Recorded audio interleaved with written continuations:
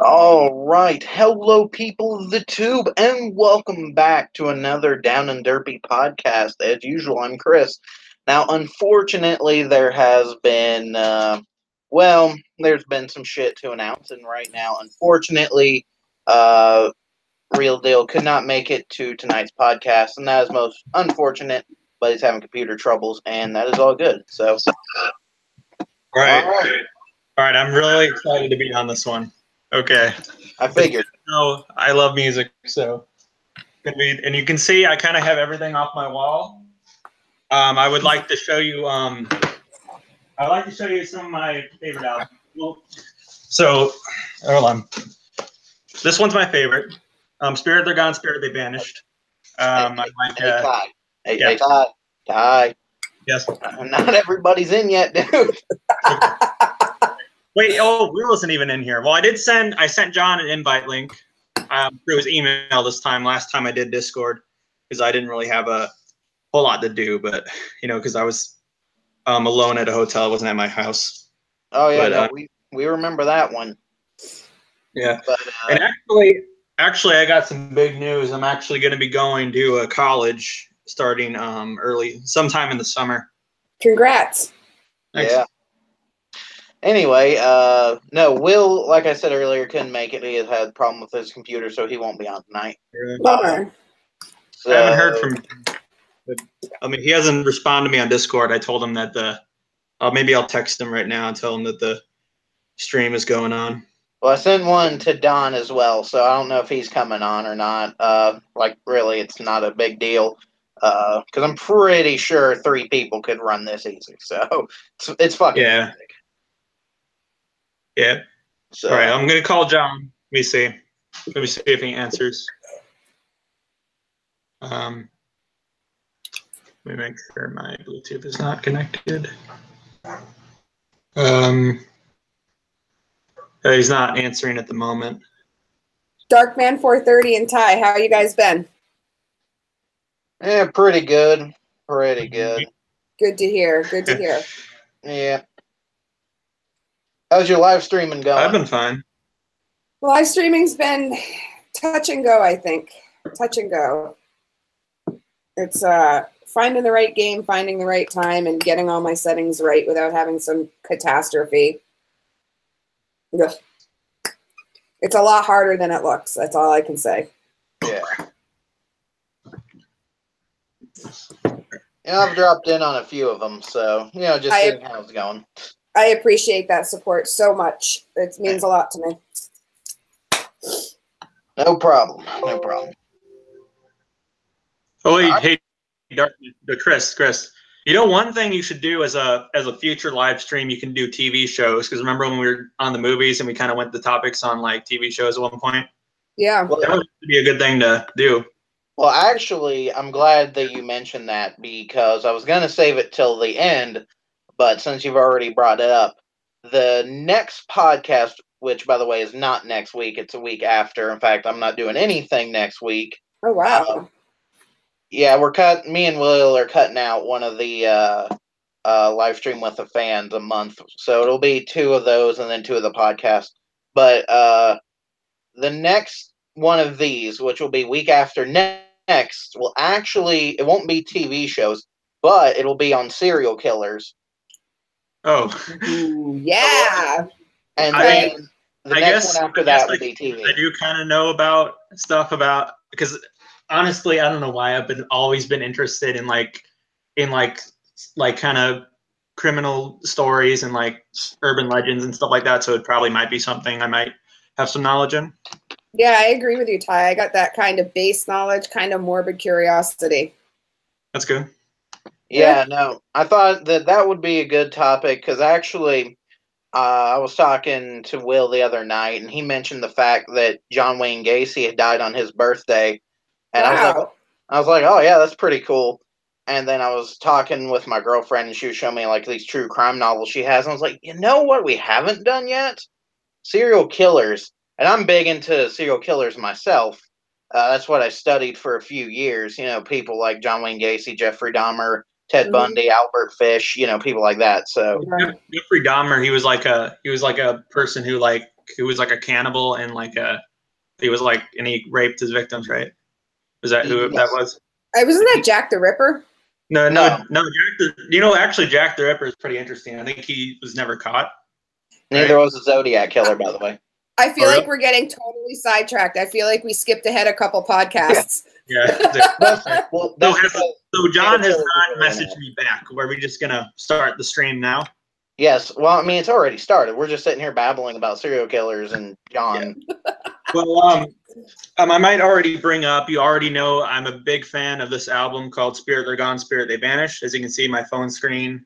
And actually, this record, I think I brought it up before. My grandparents got me this, and it was like $100 because this is like a limited item.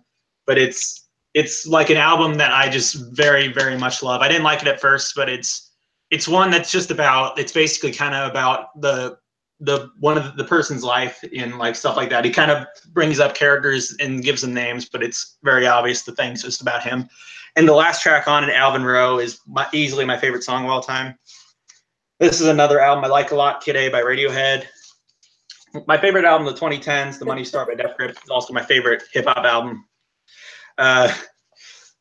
Selected Ambient Works 85 through 92, my favorite album, my favorite electronic album, I'd say. It's instrumental though, but it's beautiful. F sharp, A sharp, Infinity. This album's kind of interesting because it doesn't have an end length because the side B basically just has a never-ending groove. When I first got it, I thought there was something wrong with the record. It turns out. And this one is arguably one of the most influential albums of all time. This is my favorite album from the '60s. It's called The Velvet Underground and Nico, and it's if you heard of Lou Reed, he was in that group.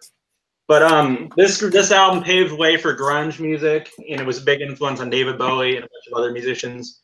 And actually, Andy Warhol produced it, by the way.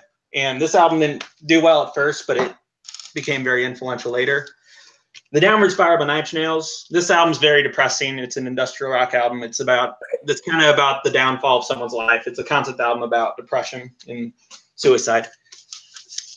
Mad Villainy by Mad Villain. This is a hip hop album. It's honestly kind of paved way for what you call like a lot of.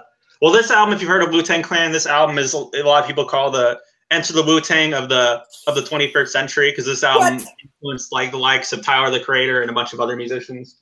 Okay, hold on, Ty. Stop right there. Let's take a break. I heard you mention Wu-Tang. You say that's supposed to compare to the 36 Chambers? Yeah, it's better. No. Hold on. Out with you. I have Enter the Wu-Tang. It's one of my favorite albums as well. Oh my God, you've got the vinyl for Enter the Wu-Tang. Oh my God. Yeah, it's one of my favorite albums as well. Yes. You can just put that on and play it. Wow. And I've never seen the one. This one's Filth by Swans. This band is actually arguably in my opinion, one of the greatest bands of all time, just because this album's from 1983. This is their first album. Just the way they've kind of progressed and evolved over time. When they started, they were a very, very noisy and heavy noise rock group. Then they switched to kind of like folk and post rock. And they broke up in like the 90s, and then they became a band again in the 2010s. And people are saying the stuff they've been making in the 2010s is arguably their best. And the fact that a band peaked that late in their career is just incredible. And the last album I'll show is The Lonesome Crowded West by Modest Mouse. This is kind of two. It's one album, but this album is pretty interesting. It's very, very diverse. It has a lot of genres it covers. And one thing I would say, a lot of people praise games, movies, and stuff like that for being experimental. But what a lot of people don't understand is that music can break boundaries and be experimental and different too. It's not just, and it's still today. There's still some artists today that kind of still break boundaries and stuff like that even today, in my opinion. But I agree. I think that it's more regimented now because I feel like there's more of a music industry agenda versus allowing an artist to actually be a creative entity of their own. Yeah, that's one thing. Like a lot of people will say, "Oh, music today sucks." Well, the thing is, I do kind of agree with that. I feel like the music industry is it kind of just puts people in one place and will only try to pick out people who happen to appeal to a wider audience, so they'll make more money. And not just people who are actually, say, like talented. Like, say they'll pick, I don't know, say like Ed Sheeran. He's kind of a big person right now, but his music is very, very accessible. In my opinion, I'm not too big on him personally, but that's just me. Mm-hmm. But yeah, that's like Cardi B. I don't see she's doing anything out there that even is audible. Like, it's not even music. She used to be a stripper. They found her in a strip club. They turned her into this musician, and she kind of knocked out Nicki Minaj, and her music's garbage. It's really garbage. I feel like too many people try to pick out people who are really attractive as people who are famous, like the kind of, I don't know, I guess to appeal to people. Like they pick out way too many people that are good looking, I think. And I agree. I feel like the look should not really matter. I mean, if the way someone looks should not really matter. I feel like the only thing that should matter when it comes to music is the music itself. I agree with that. I'm heavily into a band called Blue October. Maybe you have or haven't heard of them. And Wait, the Blue October? Yeah. Hardcore Blue October fan. I don't think I've listened to their music, but I've heard of them now. Most people know like Hate Me or Into the Ocean. They did some work on the trilogy, the Twilight Saga trilogy movies or whatever.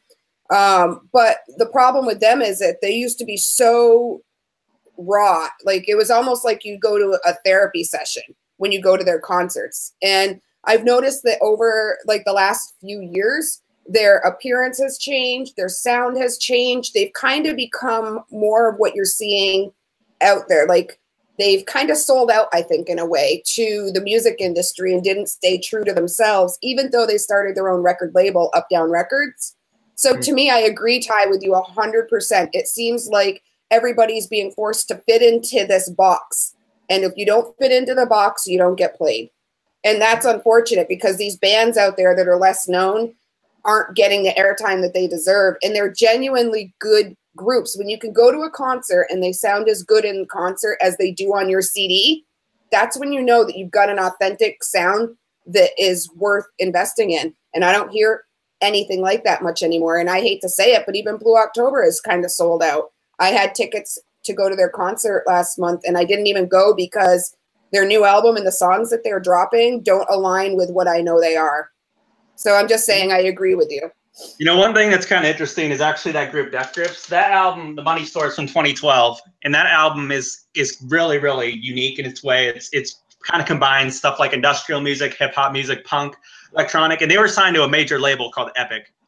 Like, if you heard of them, it's the same label that signed what's that girl's name? The All About That Bass girl. What's her name? You know who I'm talking about, right? The girl sings All About That Bass. It was the same label that signed her. Meghan Trainor. Yeah, well, the thing is with that album is probably their most accessible, but it's definitely not a pop album. It's very, very experimental and like boundary breaking. But the thing is, they tried to make another album in 2012 in the same year called No Love Deep Web, and their label said they couldn't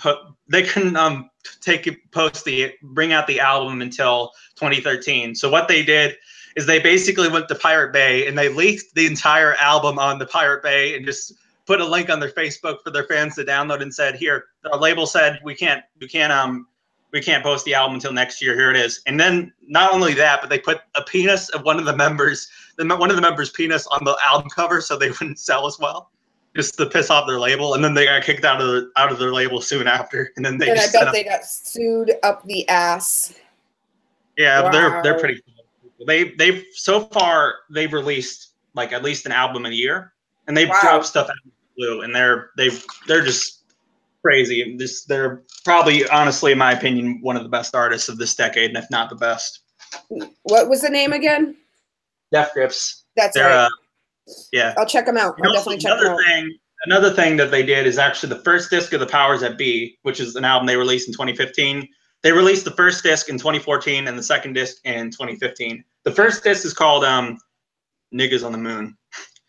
And the second disc is called Jenny Deaf. And what I find interesting about basically the first disc, Niggas on the Moon, is one of the most unique albums ever, in my opinion, because basically the entire production, every little bit of sound was made on a V-drum, which is like an electronic drum kit where you can basically sample stuff into.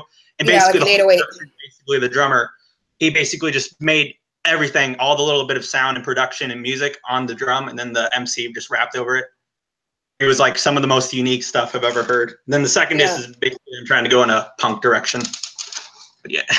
Hey, Darkman 430, I haven't heard much from you. What kind of music are you into? I'm sitting here with extreme curiosity.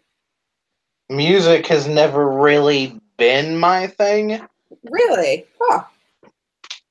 But as far as just music in general, pretty much just I will listen to anything that just catches my ear.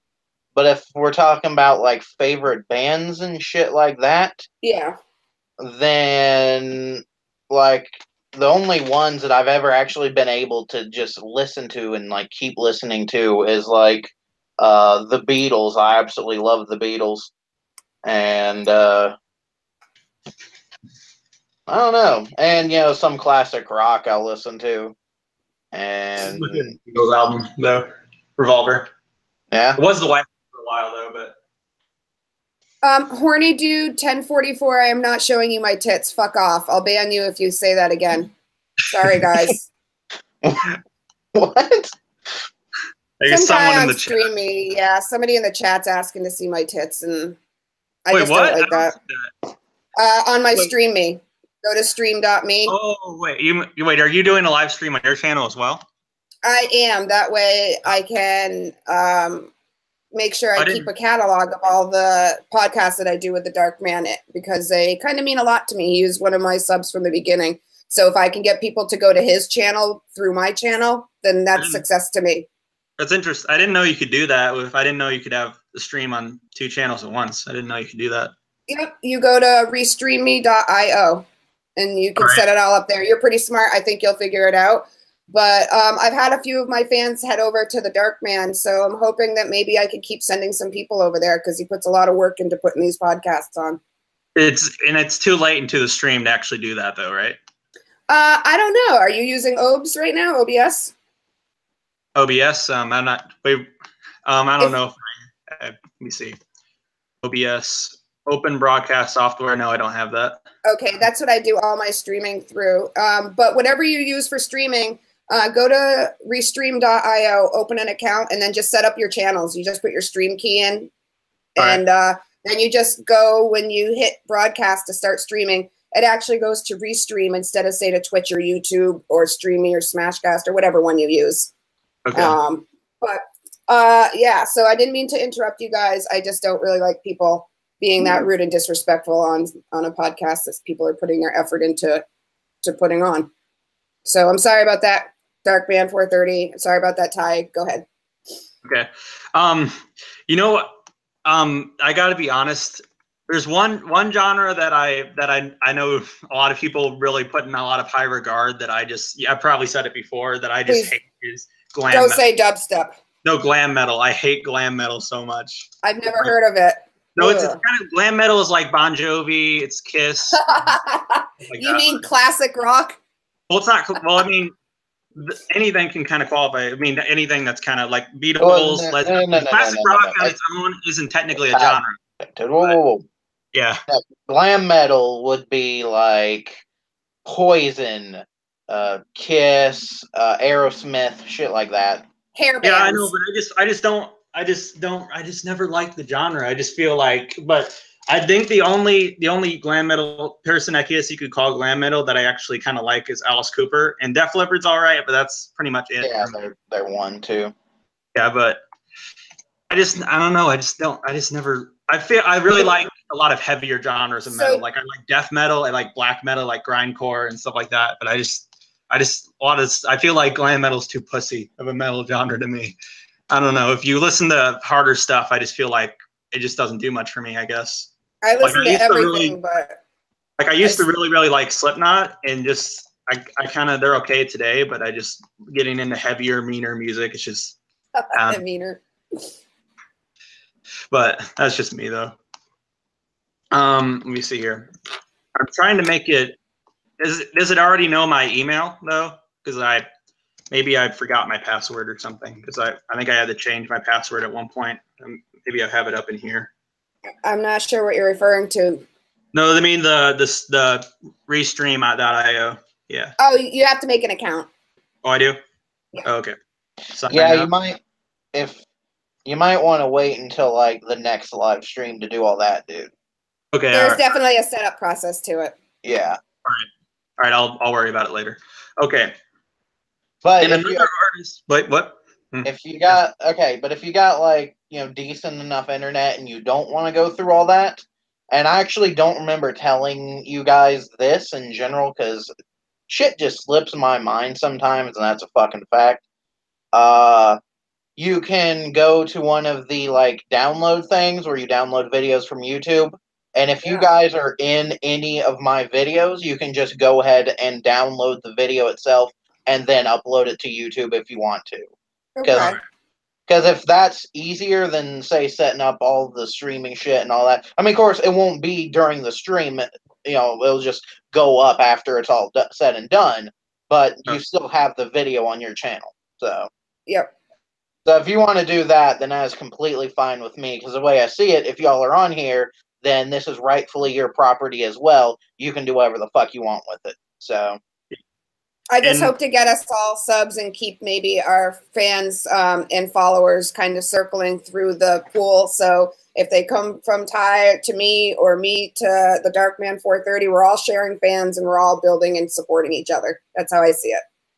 And also, I think what Chloe said before with saying, that there's a lot of artists, that's kind of popular today that kind of don't really seem to be all that serious with their music and stuff like that. Yeah. I feel like some people though may put that to the extreme and say all music today is bad. And you might even hate some artists today that actually, because I would say not most of them are probably just people who are kind of in it for the money, but there really are some artists out there who actually do put I like Lorde. I think Lorde is a pretty decent musician. And there's one of my favorite musicians is actually a pretty popular artist is Kanye West.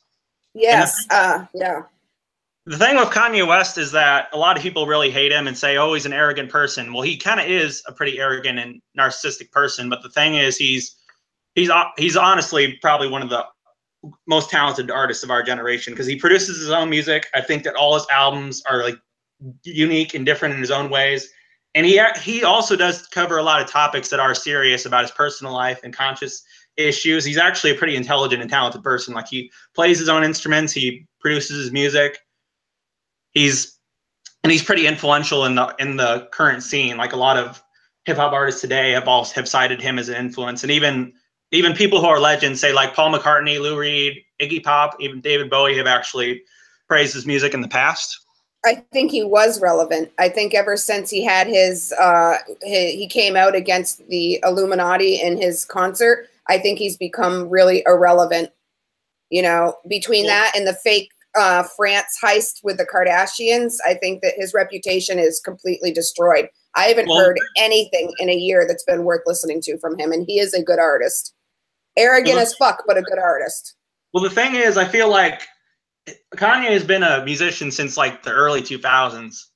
And I feel like he's in the 2010s. I feel like he's just as relevant as ever. I feel like he's more relevant than he has been in his entire life, honestly, because there's a lot of people who still listen to Kanye, even though he's a pretty old artist. He's been around since the early 2000s. But I've never heard any song he's ever made. Gold Digger? If you want to hear, there's the song called Runaway from his album My Beautiful Dark Twisted Fantasy.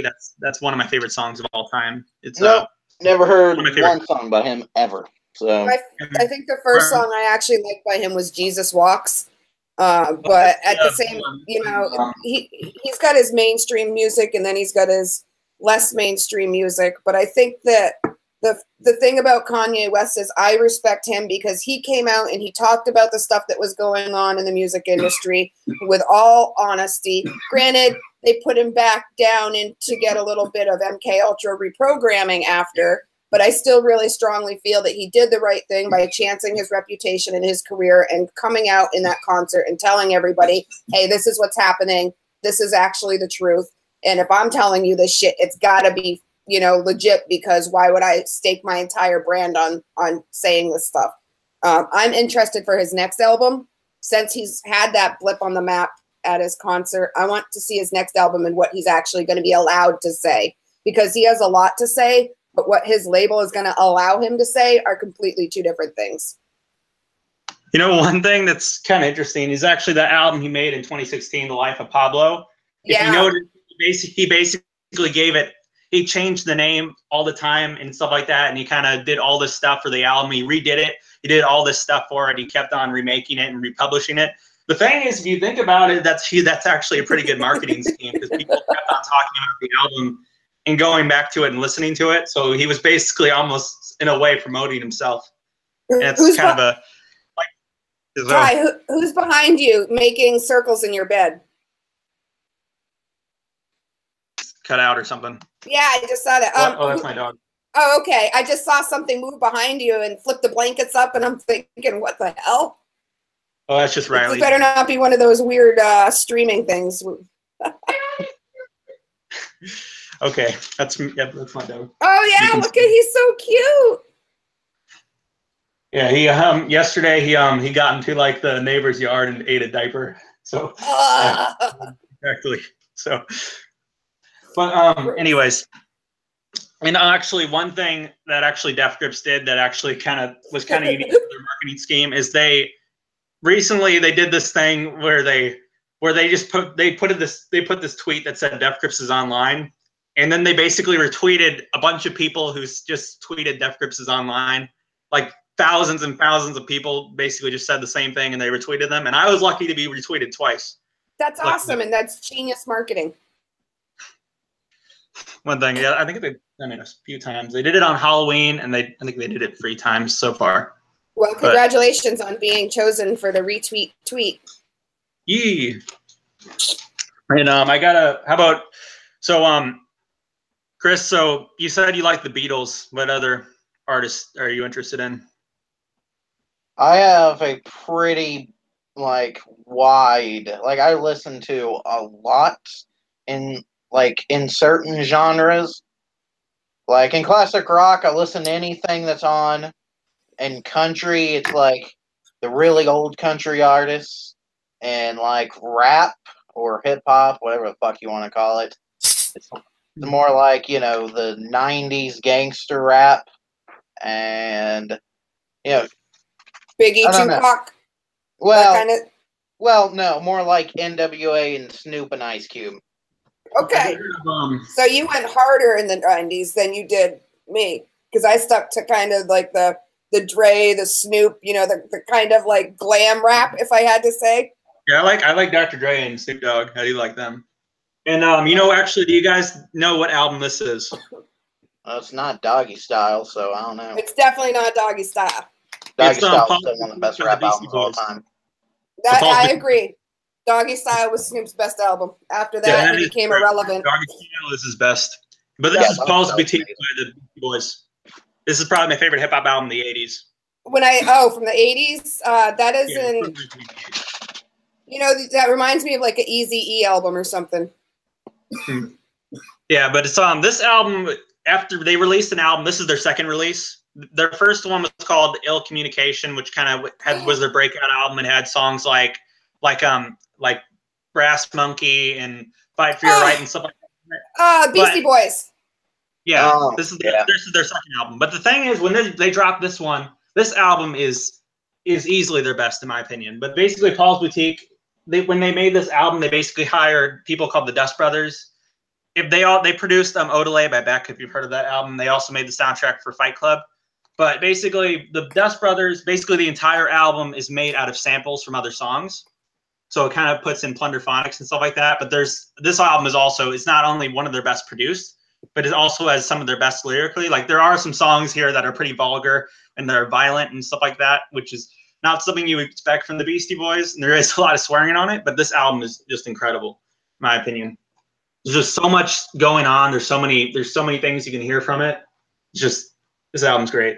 But this album failed the chart when it was first released, and it was kind of looked down. People didn't really notice it when it was first released, but it gained a lot of success later on, and people started claiming it, and now it's regarded as their masterpiece, even though it's not their most popular one.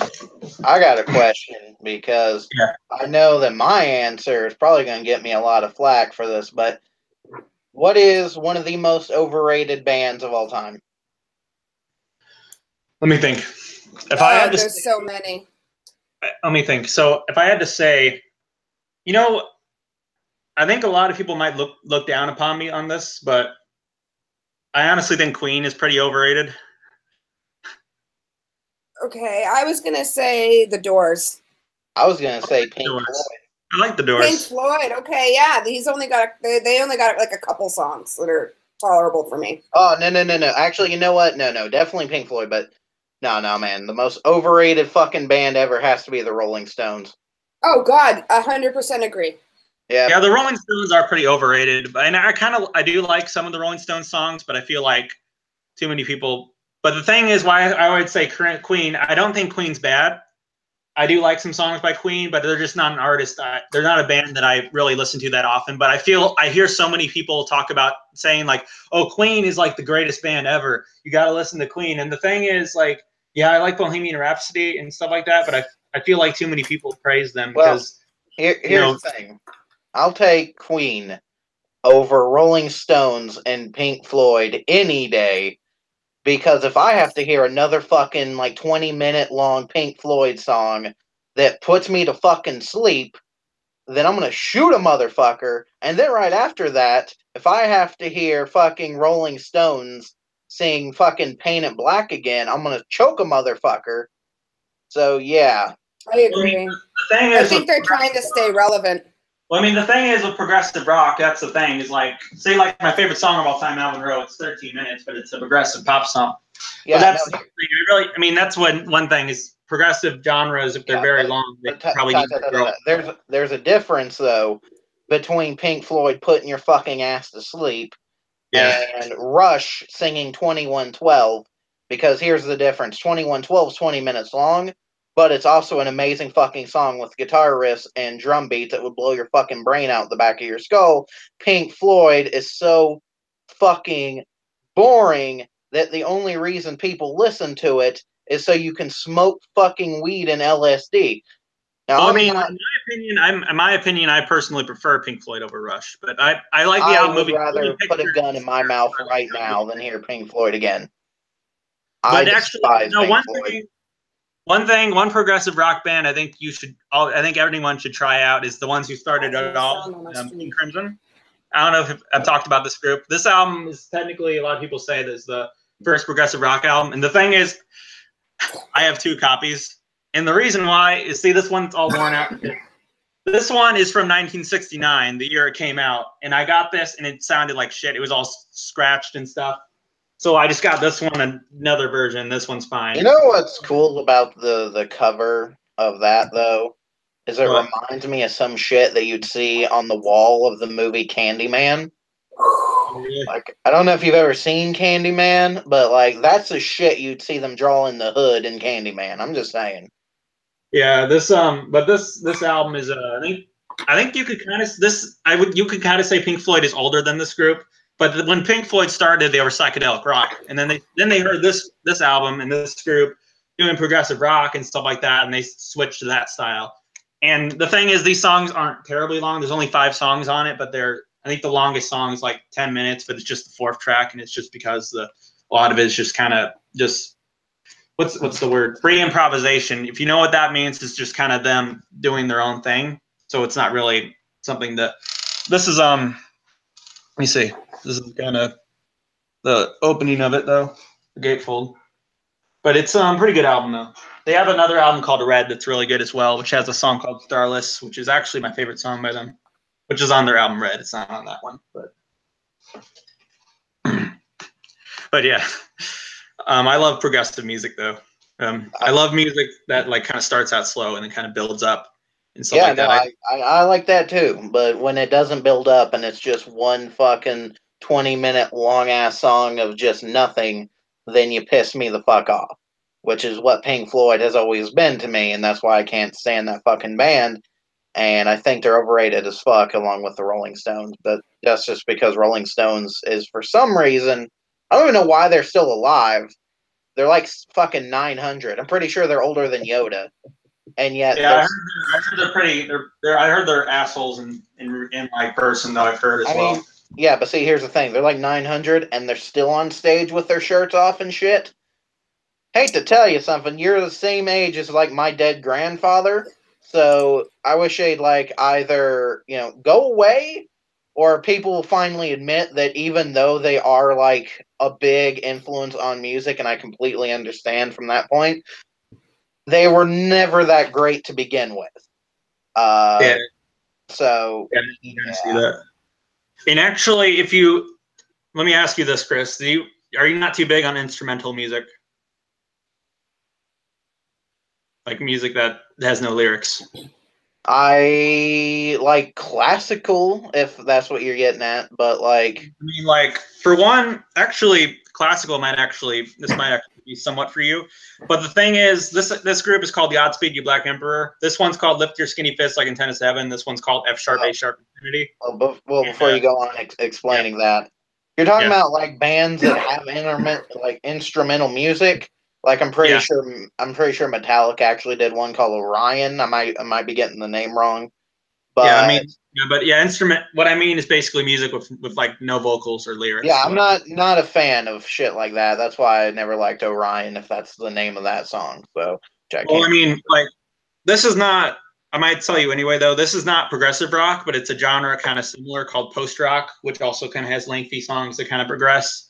But it's different, though. Post rock is kind of music that takes rock and uses it for non-rock purposes, if that makes sense. But this album is probably their more popular one. This one's called Lift Your Skinny Fist Like in Tennis Heaven. What I like about this band, I think they're from Quebec. But what I like about them, though, is that they kind of speak a lot without even having really any lyrics at all, because they'll have like these little field recordings, and field recordings is basically like samples of people talking. And this is probably a more accessible one. It's an easier one to get into. But this one, in my opinion, their first album, if you could call it that, because they technically had something that was never released before it. But this one, I feel like I kind of like this one more later, because this one I feel like it gives it a whole post-apocalyptic vibe with it, like almost like some kind of dystopian future. When I hear this, it's just, and the thing I like about them is they speak so much without having any lyrics at all. You still get that kind of impression, even though they don't sing or speak in their songs, which I find interesting. But yeah. All right. My cats are fighting. All right.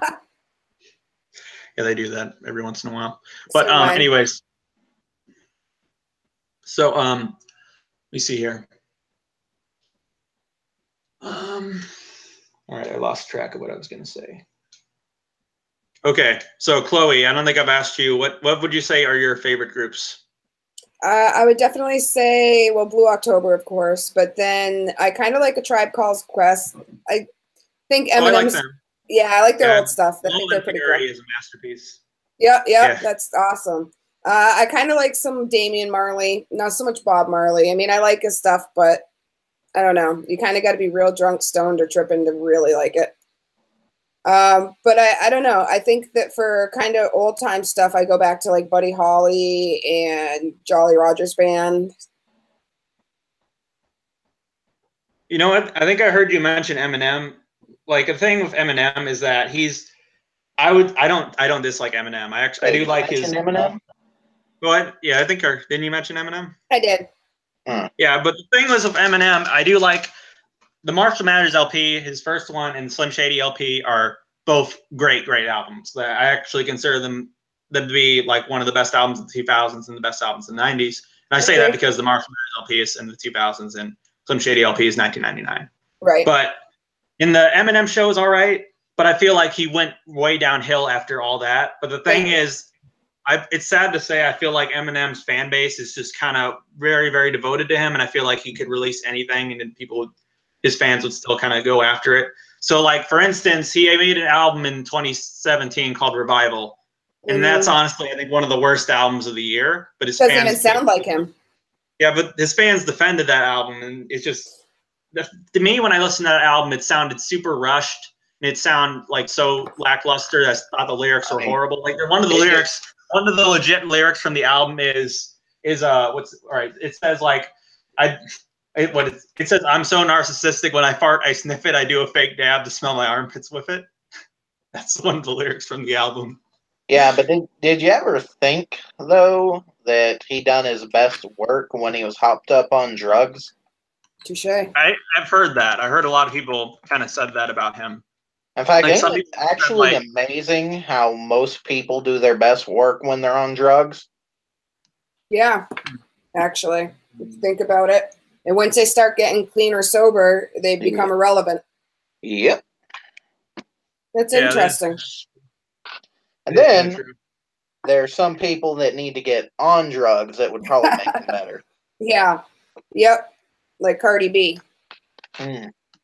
She's actually, I don't think there's any hope for her. No, Yeah. actually, that let me see here. Have you guys heard of like psychedelic music? Like Jimi Hendrix. Well, I That's mean, what like I'm thinking, psychedelic. too. I mean, psychedelic is when people think psychedelic music, they think of the Doors, Jimi Hendrix, like early Pink Floyd, but they're psychedelic rock. But there's all different kinds of psychedelic music. Like there's psychedelic folk, there's neo psychedelia. Which is kind of what Animal Collective is, neo psychedelia. There's all. I mean, I don't do drugs myself, but I like a lot of music that's psychedelic, and a lot of people do drugs too. But I don't do drugs myself. I don't know why. You ever heard of the Mamas and the Papas? Yes. You know how Mama Cass died? No. He choked on a sandwich. Oh. No, that's not Okay. even like a joke. That's actually. That's so fucking horrible that it takes something that fucking simple.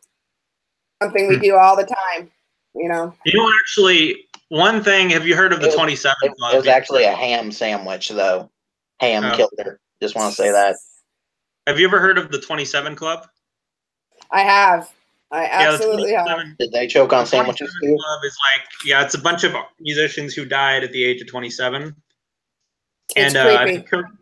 Kurt Cobain's in it, Jimi Hendrix, Jim Morrison of the Doors, I think Whitney Houston, Tupac.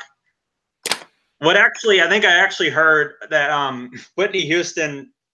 I heard that she didn't die from alcohol poisoning like people thought. She actually choked she was eating a sandwich and she choked and died from it. It's from what I've heard. I don't know if that's true or not, but I heard people thought she died from alcohol poisoning because she was an alcoholic. But I'm dead. Them goddamn sandwiches, man. I'm telling you. Apparently. They're killers. I heard she was knocked off by the Illuminati, so I don't know. Wait, the Illuminati gave her the sandwich. I'm sorry. I didn't mean Wendy Houston. I meant Amy Winehouse. Oh, I heard she was knocked off by the Illuminati too. It was 27 Club. Sandwich. I was wondering how you went from the 27 Club to Whitney Houston. Yeah, I don't know why I said sorry. She was like what, 50 at the time? She was old. Yeah, I meant Amy Winehouse. Let me look up how she died. Hold on, let me see. I'm pretty sure she died. Wait. People also say she's a tranny, so I don't know. She died from alcohol poisoning. I'm an idiot. You know what large female singer died the same year as Jimi Hendrix? No. Janis Joplin. Just throwing that out there. Okay. Yeah. I do like Jimi Hendrix though. I like the album Electric Ladyland. If you've heard of that.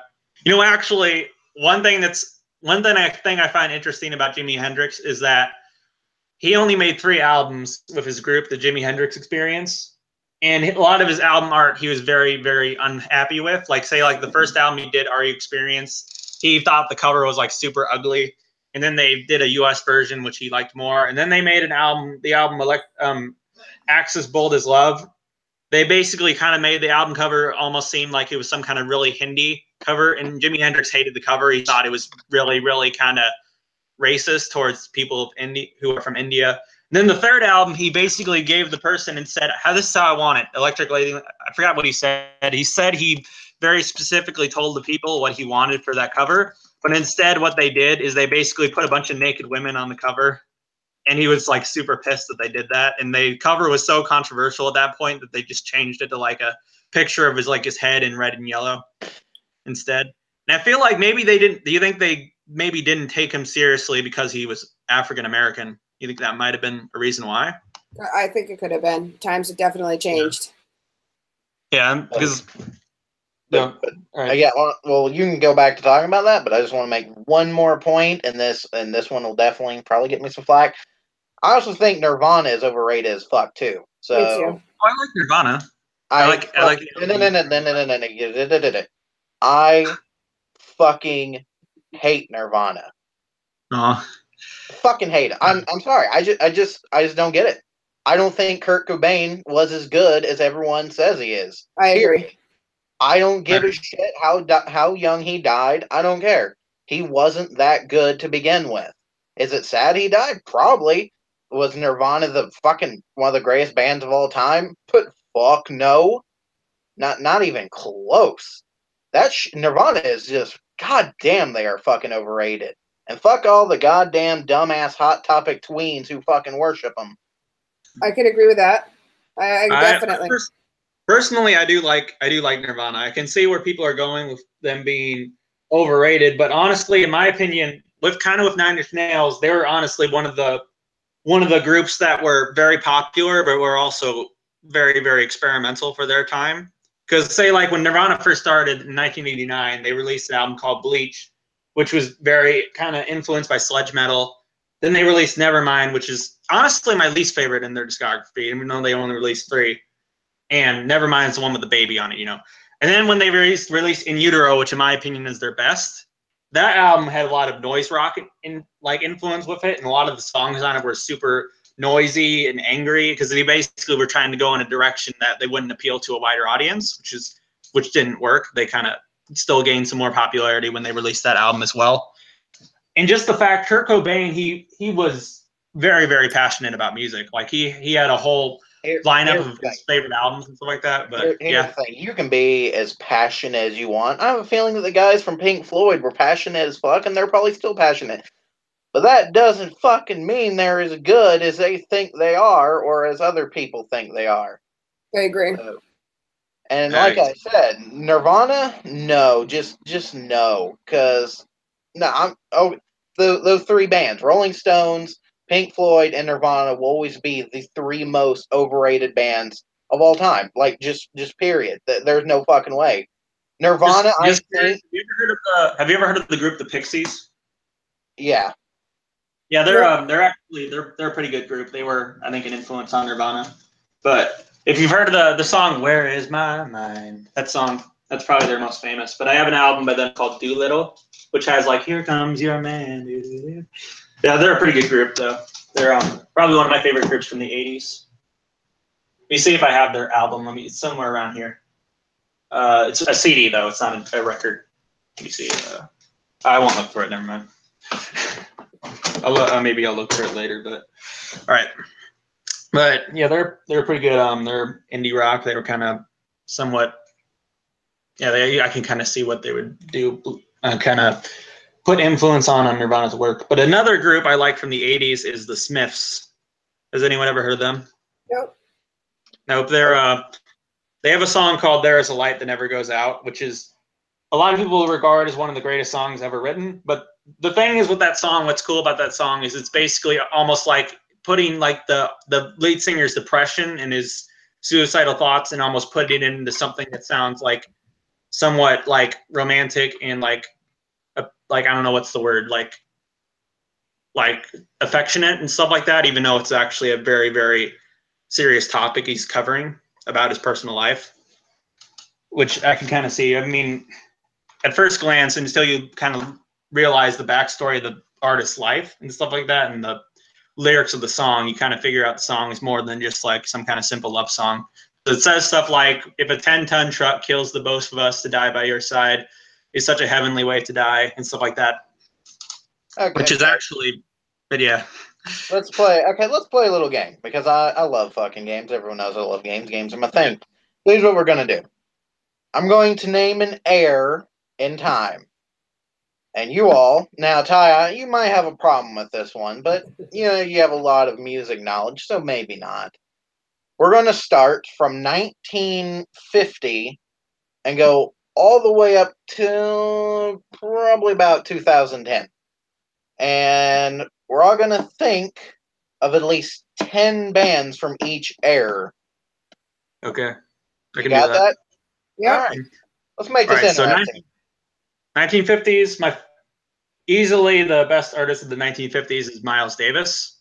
A lot of people regard him as one of the greatest jazz musicians of all. Well, the greatest jazz musician of all time. Kind of Blue. but actually the 50s is probably the decade I actually listened to that I listened to the least. But I do listen to a lot of jazz from the 1950s, though. I can't hear Oh, and anything you're saying. What's going on? No, I I said can't like hear a them, lot of they the music can't I hear listen to me. from the 1950s is jazz. But yeah, but and actually one artist that a lot of people put in a lot of high regard that I also think is kind of overrated. She is from the 1950s. Is Elvis Presley. I don't like Elvis Presley at all, honestly. That's just me though. I just don't think he's. I just feel like he's pretty overrated because he didn't write his own music, and stuff like that. He just didn't really seem like a talented person to me. Wait. I get no. He's overrated. I completely understand that. Like, I completely understand what you're saying. But you think he's overrated, but not Nirvana. No, I like Nirvana. But you don't think they're overrated. Well, they're overrated, but I still like them. I think they're good, but they're overrated. That's the thing is, like, a lot of artists that are very popular. I mean, a lot of them are still overrated, but they're still. I mean, you can be overrated and be good. Is the thing. No, that's not what I'm saying. What I'm saying is you can't say that one really popular thing is not overrated when it certainly is fucking Nirvana, Pink Floyd, when the other one just magically is just because you don't like a certain thing. Well, the thing is, I don't like Elvis Presley, though, is what I mean. Well, yeah, I know, but see, you're being kind of hypocritical. I don't know if you guys can hear me. I'm having some kind of technical problem. Yeah, I can't hear anything you guys are saying. Oh, wait. Like my sound just cut out. Hey, wait, Chloe. I noticed your live stream is not going on your channel. Is there something wrong with the connection? She had to drop. Oh, I'm not sure then. Oh, wait, she's gone. Yeah, I just said she had to drop. Oh. All right. But yeah, yeah. Well, no, my point though, what I was making was you can't be a hypocrite because you can't go saying, just because I like something doesn't mean it's overrated. I fucking love the Beatles. But yeah, no, the Beatles are fucking overrated. If someone said, dude, the Beatles are overrated, I'd be like, yeah, no, I agree. They're great, but yeah, maybe they are a little fucking overrated. See, that's the difference. Not hypocritical, like when it comes to that. I'll admit that my favorite bands are overrated or underrated, because some are. I think Dax Riggs is underrated. But as far as me loving the Beatles, yeah, Beatles are fucking overrated. Me despising Nirvana? I would say that they are. They are pretty overrated. Yeah, no, they are. That's why I'm not a hypocrite when it comes to music. So if something I like is overrated, which it is, the Beatles, then I'm going to say it's fucking overrated. So, well, I do think Nirvana is overrated. I do agree. Definitely are. Yeah, no, very much so. I think they are just as, like, if you're going to say Elvis, which, like I said, completely understand. I like Elvis, and I'm going to say he's fucking overrated. Especially the fact that he wasn't the first person that made rock and roll, even though for some reason a lot of people credit him with that. He's overrated, but that doesn't mean that he don't have good songs. Yeah, and honestly, when you're talking about the 1950s right now, I would say the two I don't listen to many artists from the 1950s, but the two I do listen to, which kind of just released a few albums in the 1950s, is Miles Davis and Charles Mingus. I mean, they're two separate artists, but they're both jazz. But they're both jazz musicians. They both kind of made stuff later in their career, kind of in the 60s and 70s and such, whatever. But actually, probably the only jazz album I actually have in my record collection is by Charles Mingus. Let me see if I have it here. Where's it at? Here it is. Okay. Yeah, The Black Saint and the Sinner Lady. And this is kind of almost supposed to be like one big piece, like one big song. It's jazz music. It's kind of like avant-garde jazz, which is kind of not almost like taking jazz and doing it in kind of a more chaotic and complex route. than like something people would usually expect from it being like super relaxing and stuff. It's not the case with that, but it's still a pretty good piece of music though. But other than that, I think, let me think.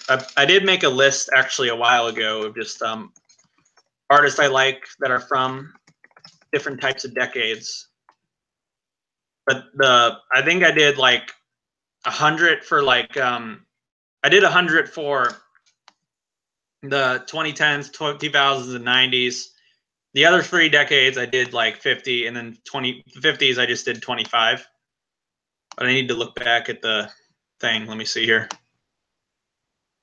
All right, here we go. Okay. So I had Frank Sinatra in there.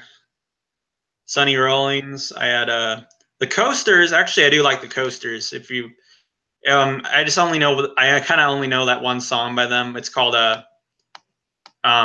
what's it called? That song that goes, "That's searching, I keep searching." And that, if you've heard that song, it's kind of, and Ornette Coleman, the Dave Brubeck Quartet. John Coltrane. He's another kind of, a lot of people see them as like when people think of like acclaimed jazz musicians, they think of Miles Davis, Charles Mingus, and John Coltrane. Which Thelonious Monk, Little Richard, and yeah, that's right. That's kind of all I can think of at the moment of some jazz 50s musicians I listen to. I hope I'm not destroying this stream as we speak. No, I was just waiting for Chloe to get back on, but okay. Now let's say Chuck Berry, Etta James,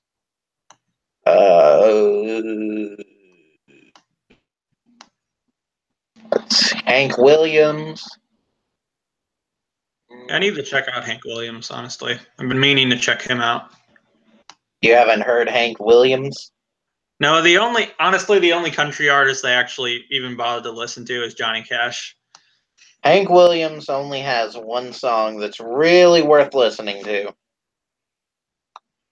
And it's called "I'm So Lonesome I Could Cry." That's the only song by Hank Williams that is really worth listening to. So there you go. Pretty sure we've named 10. So, and actually, one I might mention is the Crickets, which is where Buddy Holly was in. And what thing that's interesting about them is that all 3 members died in like a plane crash. Crashed in Iowa. But actually, this I completely don't agree with, is they actually list the Crickets as still active because they basically had 3 people basically replace them. Like, let me see here. Yeah, and it says they broke up in 2016. But what's weird about that is they basically had 3 people, like 3 other musicians who were not the Crickets and were not them to begin with, and just basically had them do their music, even though they weren't even the same people. Well, I mean, in that plane crash, it was Richie Valens, Buddy Holly, and the Big Bopper that all died. But Chloe is telling me that she has to connect with her other computer. But I've seen it since I'm already on here looking at what Chloe's saying. I'm just going to go ahead and let you talk while we're waiting for her to come back. Right. Shrekington want to know what you think about Alice in Chains, Tool, and Disturbed. Have fun. All right. I hate Disturbed. Disturbed is kind of a group that kind of edgy little teens. It is a group I used to like when I was in my stupid new metal phase where I listened to like Linkin Park and stuff like that. Disturbed is not a band that ages well with me. I mean, I used to think the song "Down with the Sickness" was like some of the most heavy and hardcore shit I listened to, but listening to it now, it just sounds like some kind of stupid, edgy novel song some 13-year-old would write because they want to be dark and evil. But Disturbed is not a group I listen to today. I think they're a pretty trash group. But Alice in Chains and Tool, I do like. Alice in Chains, Alice in Chains and Nirvana are the only 2 grunge groups I actually listen to a lot. And actually, Alice in Chains is actually my dad's favorite group. And I think the album Dirt is one of the best grunge albums of all time. And Tool is incredible as well. And Tool is kind of a big foundation in the progressive metal, like a big big thing for me in the progressive metal genre. Like the album Lateralis and the album Anima are both masterpieces in my eyes. And what the thing is I find weird about them is that they don't allow their music to be on the App Store, but their side projects are. And actually, what's interesting about that is I actually talked to I was getting my hair cut at this place, and this guy, like Tool, who was cutting my hair, and I asked him, do you know why Tool doesn't let their music be on streams and such? And he said he basically said that their side projects are on streams. Like, what's that one? It sounds like what's that one? It's like starts with a V. I forgot its name though. Like, let me see. All right, Tool. Anyways, I'll think of A Perfect Circle is one of their side projects, and their music is on streaming. Oh, Pussifer. Yeah, Pussifer is another side project of theirs, and theirs is on streaming, but Tool is not. And he told me that he said that they see Tool as basically their baby, because that's the band that got him to success. And they basically do not want their music to be streamed. They basically want their people to get their music in physical media form, because that's how they want. And he also said that kind of the vocalist is kind of an asshole too. So, but yeah, I love Alice in Chains. I love Tool, but I fucking hate Disturbed. I'll tell you that. I just don't like new metal. I think the only new metal band that I actually go back to a lot is Deftones. And Chloe's back. Yeah. But yeah.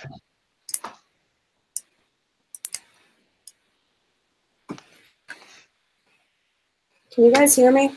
Yeah. Yeah. Excellent. That was a hassle. Sorry. Go ahead. I'm listening.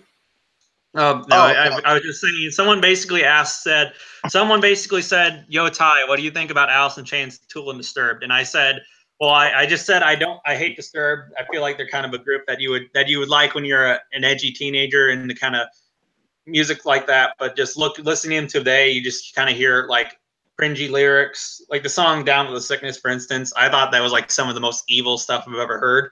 But listening to it today, it just sounds like it's almost like some kind of stupid novelty, like edgy humorous thing a 13-year-old would write. Well, you know what's weird though is I despise that band, but I actually don't mind their cover of Sound of Silence. So I loved it. I hate that song. I hate that song so much. I think they did one of the best covers of that song I've ever heard.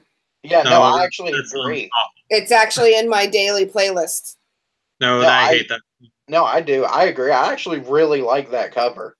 The only one that really even comes close to it that I can think of right off the bat would be Metallica's Turn the Page. Okay. So I like Metallica's One and Justice for All, but I only like the solo in the middle. Like, I think the rest of the song sucks, but then when it comes to that one solo, I crank it up. Actually, this might be an unpopular opinion, but I think Megadeth is better than Metallica. Okay. Now, see, that's actually a good statement, because I don't think I could pick between the two of them. Because as far as Metallica goes, first of all, I love One. Yep. I don't know. I just like it in general. And Memory Remains is one of my favorite metal songs. But for Megadeth, I fucking love Megadeth. I like Sweating Bullets. Yeah, Rust in Peace is my favorite thrash album of all time. Yeah, no, I fucking love Rust in Peace. And I had their entire discography. I loved the shit out of fucking Megadeth. But I don't think I could pick between them, though. That's the thing. Well, the thing is, if you kind of look at the big four, like Slayer, Anthrax, Megadeth, and Metallica, and first of all, let's keep Anthrax out of there because no one listens to Anthrax. Killer Bees was a really good song by them, though. I mean, yeah, I just never got into Anthrax, but if you look at Metallica, Slayer, and Megadeth, yeah, Metallica definitely is the most successful out of them. But the thing is, Metallica has released a lot of really shitty albums in their later years, because they released stuff like Saint Anger and Lulu, which I would think Lulu would be good because it's a collaboration with Lou Reed, which was in one of my favorite bands, but it just didn't. One, if you don't say that Death Magnetic is one of their worst albums, then you just crazy. That album's No, terrible. Saint Anger and Lulu are easily their worst. Nah, man, Death Magnetic was fucking horrendous. A lot of Metallica's new stuff is horrible. I think their new album's all right though, but the stuff they've released later is just shit. But the thing is with Megadeth, I would say Megadeth kind of released some not very good albums in their later years, but it wasn't nearly as bad as Metallica in their later years.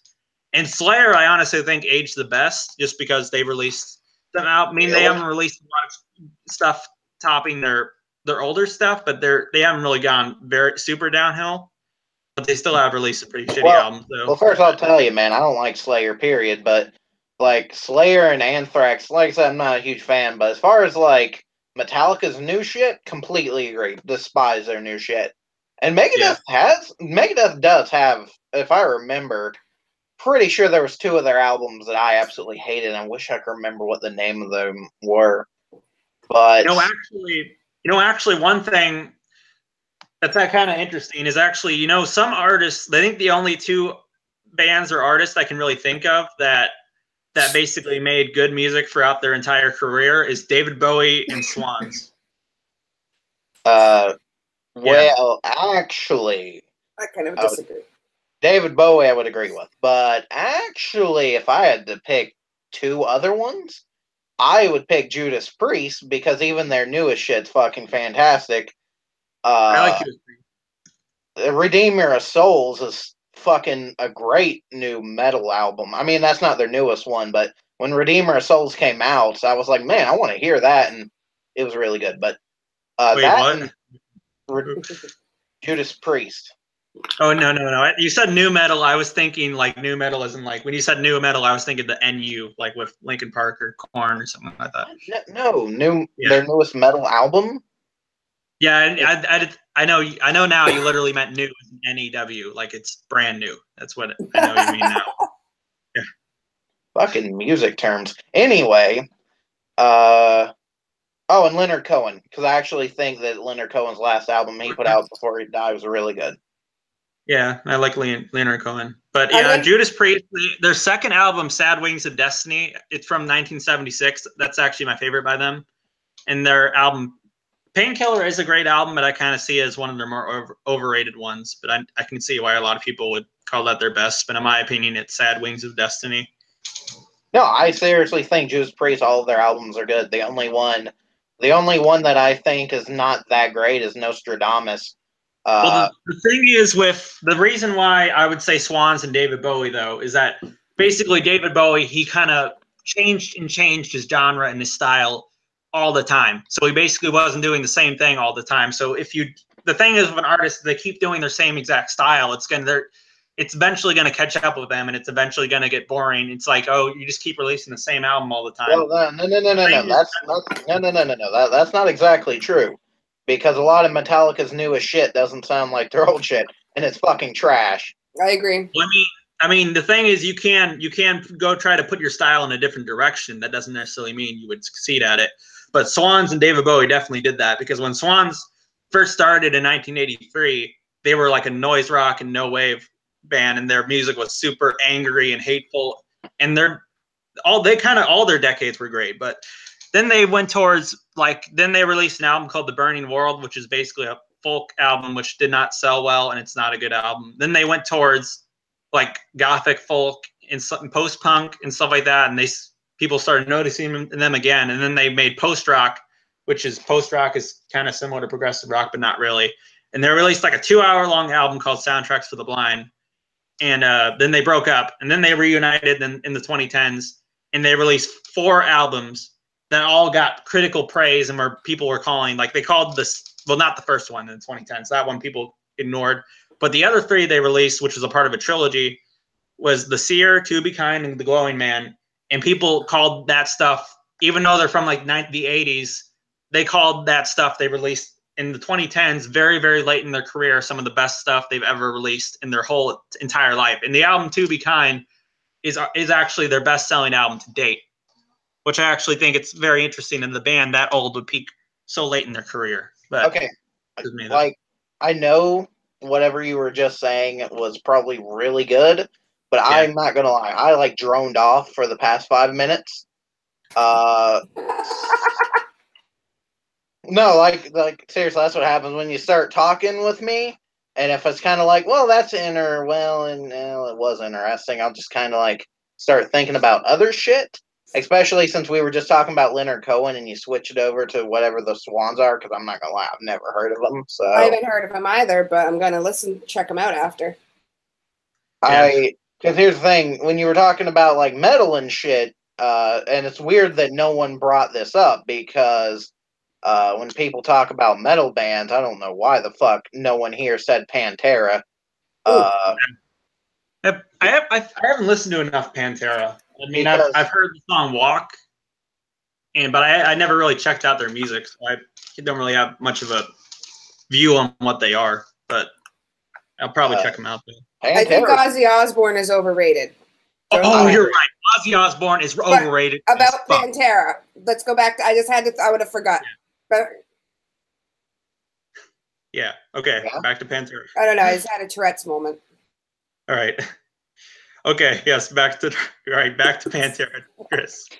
I'll bring up the Ozzy Osbourne thing later. Sorry. Yeah. No. Like Pantera though. I really like Pantera. I think they're really good. Yeah. And it's just weird that no one brought them up when we're talking about like Slayer and Anthrax and Megadeth and Metallica, because I would easily consider Pantera to be like on their league.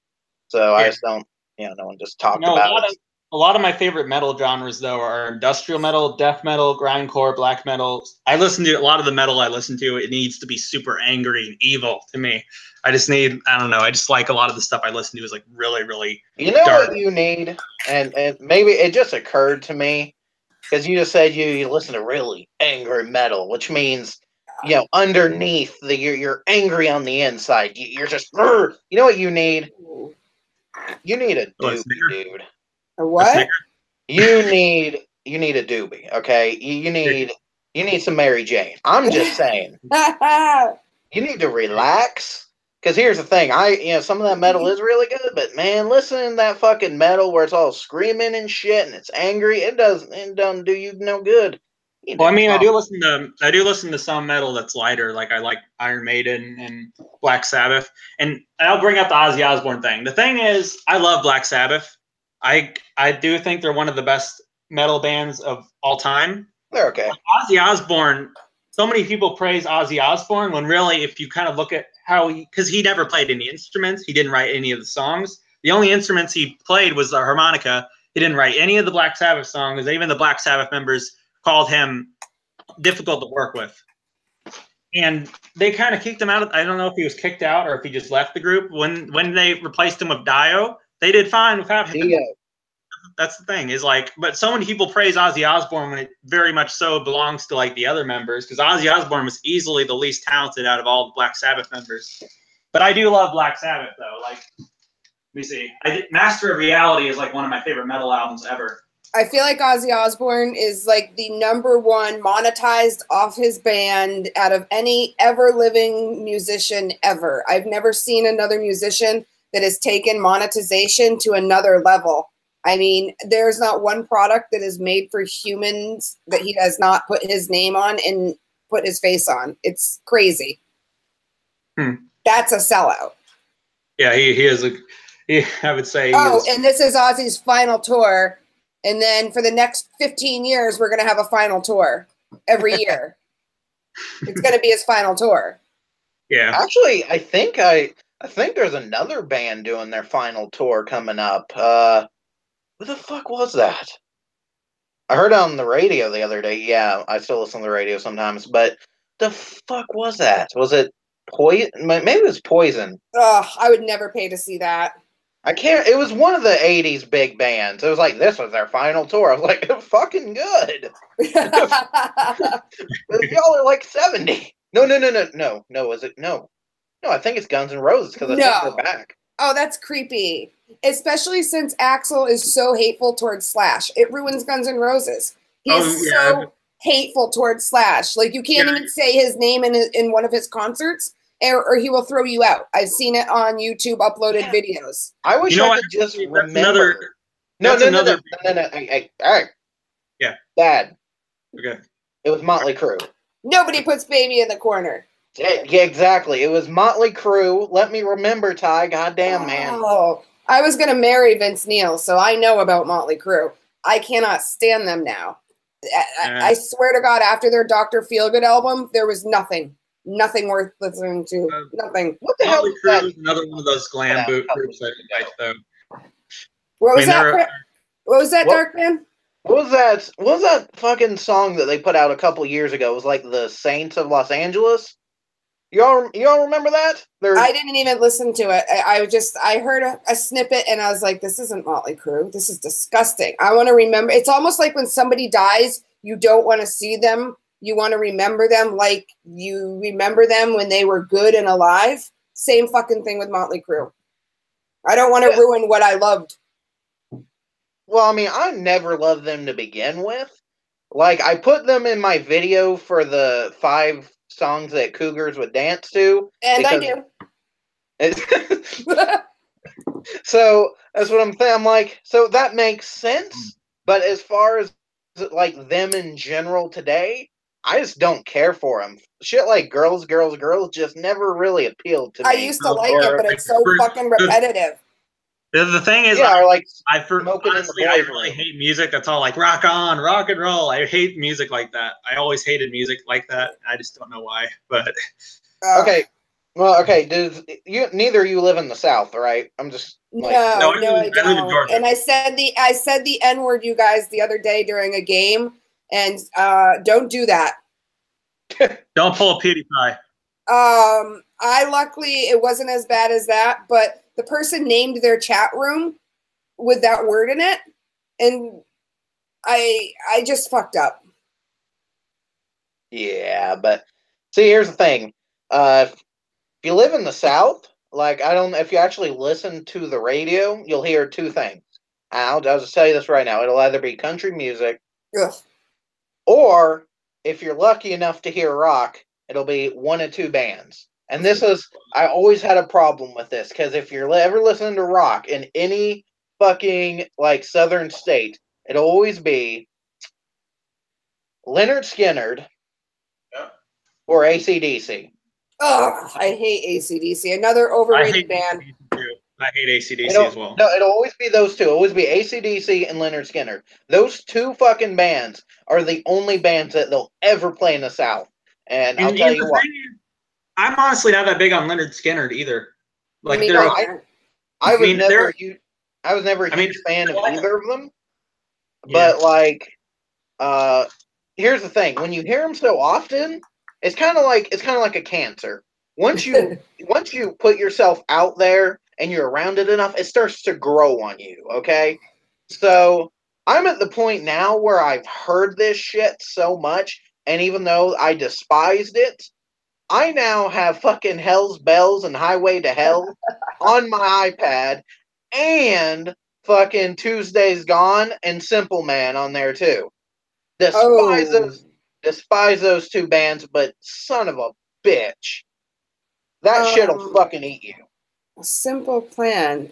No, Simple Man. Wait, yeah, but who did that? What's the other band that was actually good that did a cover of them?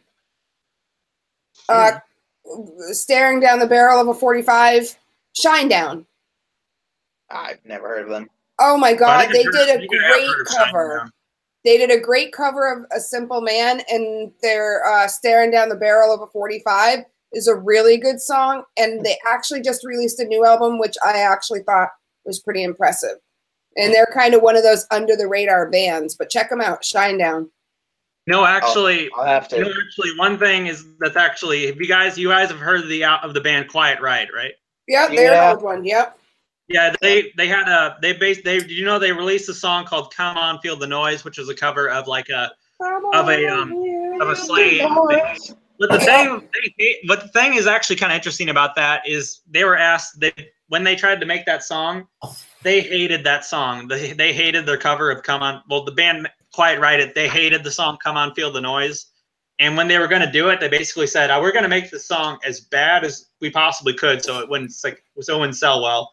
And then they released "Come On, Feel the Noise," which was the song they hated, and they didn't even want to release on the album originally, and it like blew up and became the song that like brought them to success.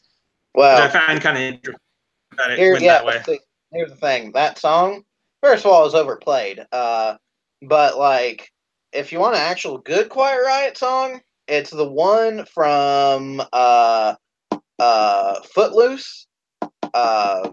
Mental Health. It's on the album Mental Health. Yeah. What the fuck is the name of that song?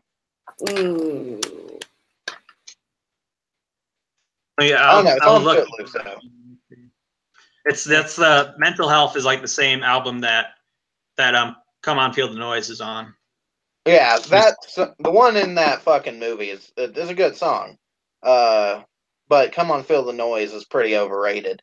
Yeah. Like if I had to, like here's the thing, like Come On Feel the Noise, I feel is in the same league with like one hit wonder shit. Like fucking Come On Eileen, 8675309, Jenny, shit like that. So it's they're kind of like something to put as background noise, really. It's not something to rock out to, it's just kind of noise. Noise in the background. 99 luft balloons, if you will. Yeah. You know, one thing I might actually bring up is are any of you aware of experimental music? Acid rock. No, experimental is basically, if something's called experimental, it's basically say like movies can be experimental, books can be experimental, but if you go towards experimental music, which is also kind of people call it as avant-garde as well, it's basically experimental music is basically music that basically can't be classified under a specific genre. And there's other genres. There's experimental rock, which is rock music that can't be put under a certain genre, but it's kind of putting music and doing something really, really different and unique with it, which a lot of artists I really like kind of do stuff like that. So like, say like Death Grips are experimental hip hop. They basically take hip hop and they fuse industrial music and electronic music and punk music and all this stuff with their music. That's kind of what experimental is. And experimental can be very, very weird, kind of in the sense that like movies can, because like say like John Cage, he basically made an album called 444, and it's basically just him sitting at a piano in silence, basically just sitting at a piano, not doing anything. So it's basically just 4 minutes and 33 seconds of just nothing, and it's considered experimental. So it sounds like you'd have to be under experiment to be able to get through it. Probably. Well, it's only like 5 minutes long, the pieces though. But that's not all experimental. Like experimental can be different in that sense. But say like some experimental genres are noise, and noise is basically what it sounds like. It's basically just high pitched frequency, ear rate basically is kind of what it is. And Merzbow is probably the most well known out of noise music.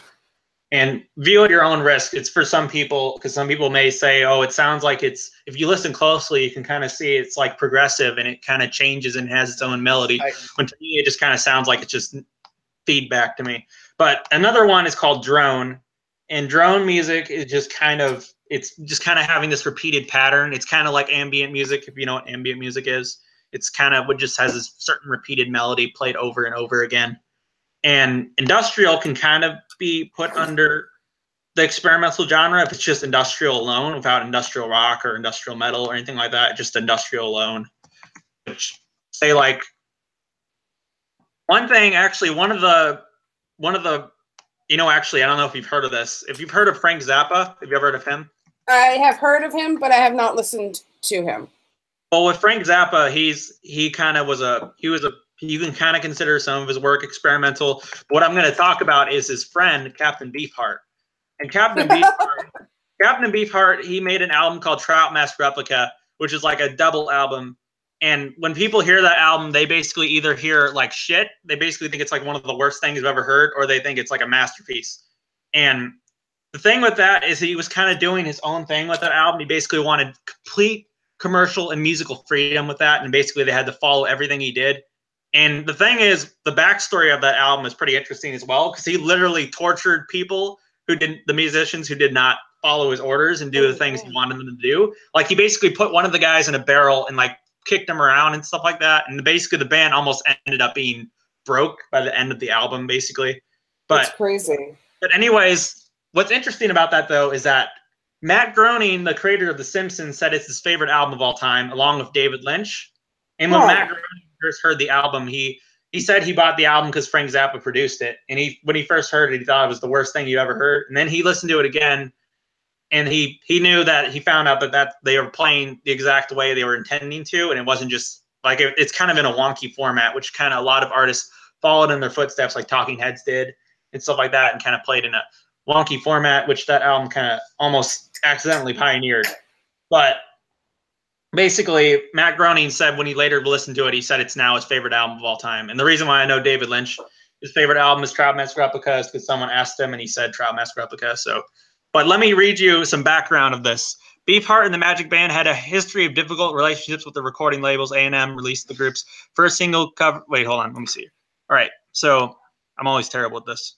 Okay. So basically, what I'm trying to say is basically the Captain Beefheart, when he tried to make this album, a lot of the instruments he intended to play, he had absolutely no knowledge in the majority of the instruments he intended to play. So say like piano, he had no knowledge in playing the piano, but he did it anyway because he thought it would just be something he would try out. And I personally have the album on my phone because there actually are some songs that actually do sound pretty good if you really give them a very, very good in-depth listen, but the album still is extremely challenging to get through. And I can totally see why some people will think that it's absolute shit and other people see it as a masterpiece. But the thing is, he basically tortured and like harassed and just was super, very, very like mean to the people who worked on the album with him, and they refused to do something. And I think he kicked one of the people down a flight of stairs or something like that because he didn't want to do something on the album that he told him to do. So at what point do your morals come into play and you don't support an artist who does trashy, stupid shit like that? Like, how can you support an artist by listening to their album when you know he treats people like that? Doesn't that bother you? Well, the thing is, that's another thing. A lot of people do say, well, you can't listen to an artist if they're like a really bad person. Well, yeah, I can see what people get from that because the thing is, I can see someone as a terrible person, but I can still enjoy their music. So like, for instance, one good example is Varg Vikernes, which he has a project called Burzum. In my opinion, he's one of the greatest black metal musicians of all time. But if you look at Varg Vikernes' history, he went in prison. He's from Norway. He was in prison, and he wasn't in prison for like doing drugs or anything like that. He was in prison because he murdered one of his bandmates and burned down a bunch of churches. Okay. But he's like, yeah. I don't care how good somebody's music is. There has to be okay, I will agree to disagree with you. Maybe because obviously we're like not the same person, but if a musician has done something really shitty, I know that it's true. I know it's not just fake news or something. I just can't support that. Even if their music is really, really good. Like if Justin Furstenfeld of Blue October murdered somebody, I wouldn't continue listening to anything probably at least new that they would make. Like, I don't know. I just have a hard time wrapping my brain around how people can support people who've done shit like abuse their bandmates, because you're basically saying, okay, who gives a shit what you do? Your music is good, so you can be a shitty person as long as you release good music. That doesn't seem right. One thing I would say, you're rewarding them. The bandmates he didn't really. Burzum was kind of his own project, but he kind of toured and stuff like that with this other band called Mayhem, which the person you murdered was a part of. But the thing is, the members of Mayhem are also super shitty people, and he actually murdered that guy because one of the people told him that guy was planning to murder him, which I don't know, but that's why he murdered him in the first place, which he probably was crazy enough to believe what that person said. But the thing is with Mayhem once, one of their bandmates apparently took a shotgun and shot themselves in the head, and they found the person's corpse, and they instead of remorsing over it, they basically said, whoa, this is awesome, we should use it as our album cover, which they did. And they actually broke apart his skull and made necklaces out of it. They're like terrible people. They're like super terrible people. That's really gross. Yeah, and they actually left a liner note on the live album. It's called Dawn of the Black Hearts. If you want to look that up not safe for work. It's basically a picture of like a corpse with their brains blown out with a shotgun next to it that they used as the live album cover. But they have some kind of note with it that basically tells the history of it. And let me see if I can find it. Hold on. All right, let me see here. It's called Dawn of the Black Hearts. Let me see. It's like, I'm going to try to read like the liner notes because there's something that kind of tells about like they're like, oh, here it is. Wait. Okay. Let me see here. We have no vocalist anymore. Dead. Killed himself 2 weeks ago. Right. It was really brutal. First he cut open all the arctics in the wrist, and then he had blown off his brains with a shotgun. All right. This thing's super shitty. I can't. It's like super small. I can't really. Let me see. I'll try to find a bigger version of this. Hold on. Okay. Here we go. There we go. Okay. Let me see here. Okay. Fuck you, 4chan. It's fucking 4chan, dude. All right, I'm gonna try to. All right, open image in new tab. Here we go. Kind of on fun. All right, here we go. It's bigger now. All right. I found him and it looked fucking grim. The upper half of his head was all over the room, and the lower part of the brain had fallen off the rest of his head and down on the bed. I, of course, grabbed my camera and made some photos. We'll use them in the next Mayhem LP. And I and Hellhammer were so lucky that we found 2 big pieces of a skull we found hung on necklaces as a memory. Dead killed himself because he lived only for the true old black metal scene and lifestyle. It means black clothes, spikes, crosses, and so on. You know, bands like, all right, I think that's kind of where it ends. Basically, they basically saw his corpse, said, oh, this is so brutal, man, and used it as their live album cover and broke apart his skull and made it into necklaces. They're terrible people.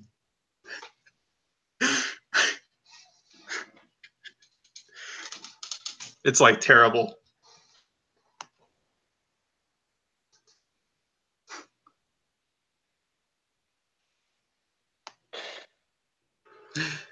Anyway. Okay.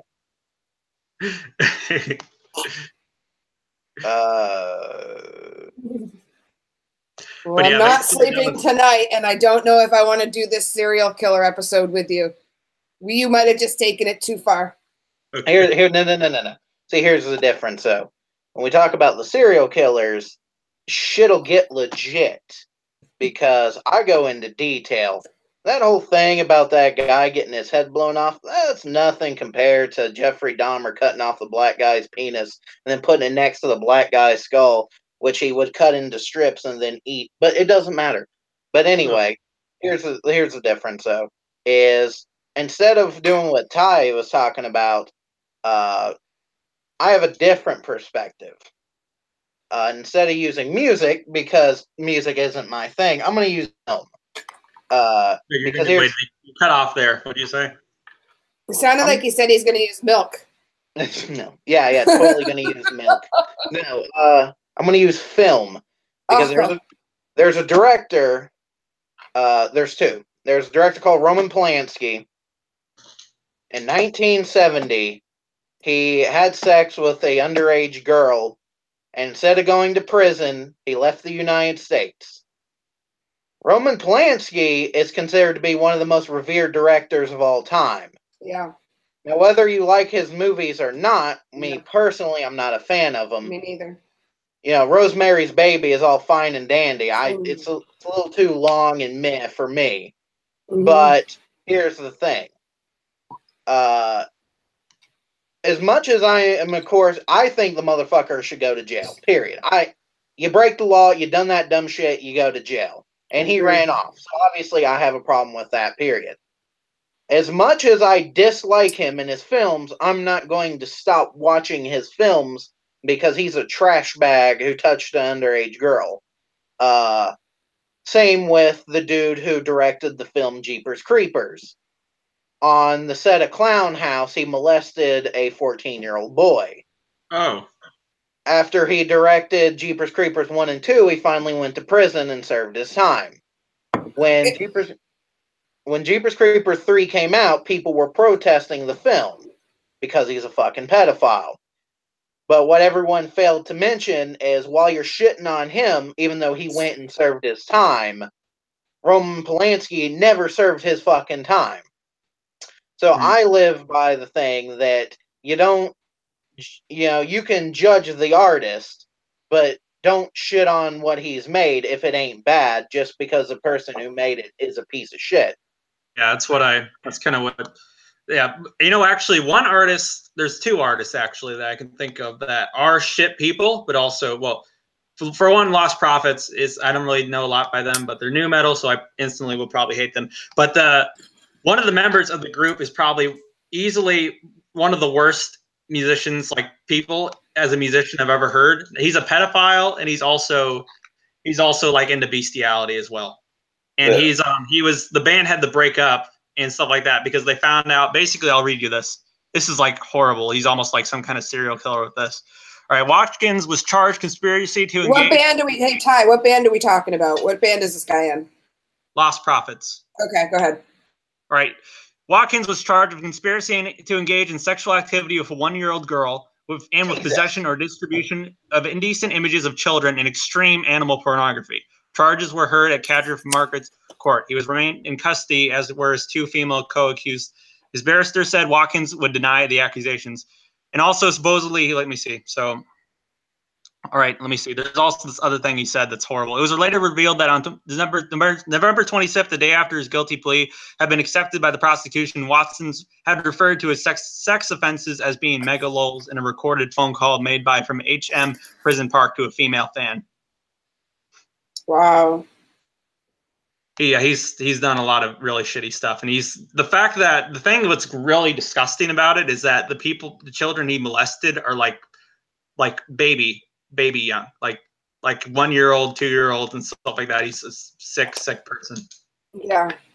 Another person that's like a terrible person and also a terrible musician is Davi Vanity of Blood on the Dance Floor. Have you ever heard of them? I have not. Sounds like a shitty band. They're the worst, arguably the worst band ever. But the vocalist has been accused of pedophilia as well, and like molesting like teenage girls at his concerts. And not only that, is basically, if you listen to their music is basically just nothing but just sex lyrics. And their target demographic for their fan base is like teenage girls, like goth scene girls. Basically, they're a horrible, horrible band and horrible people as well. Sounds it. But yeah, but they're one of those. They're like they're like electronic, like I guess electro pop, but they're like a really, really goth emo scene band, but they're horrible. Ugh. So, do either of you guys dabble with making any of your own music? Actually, I do play guitar. I'm not quite good at it though, and I actually did get FL Studio, and I was actually thinking of I tried to make music on FL Studio yesterday. I made a track. It was just a little experiment. It wasn't complete yet, but I just closed out of FL Studio. And the thing is, don't tell anyone. Don't get the CIA on my ass. But I got it from Pirate Bay because I did not want to.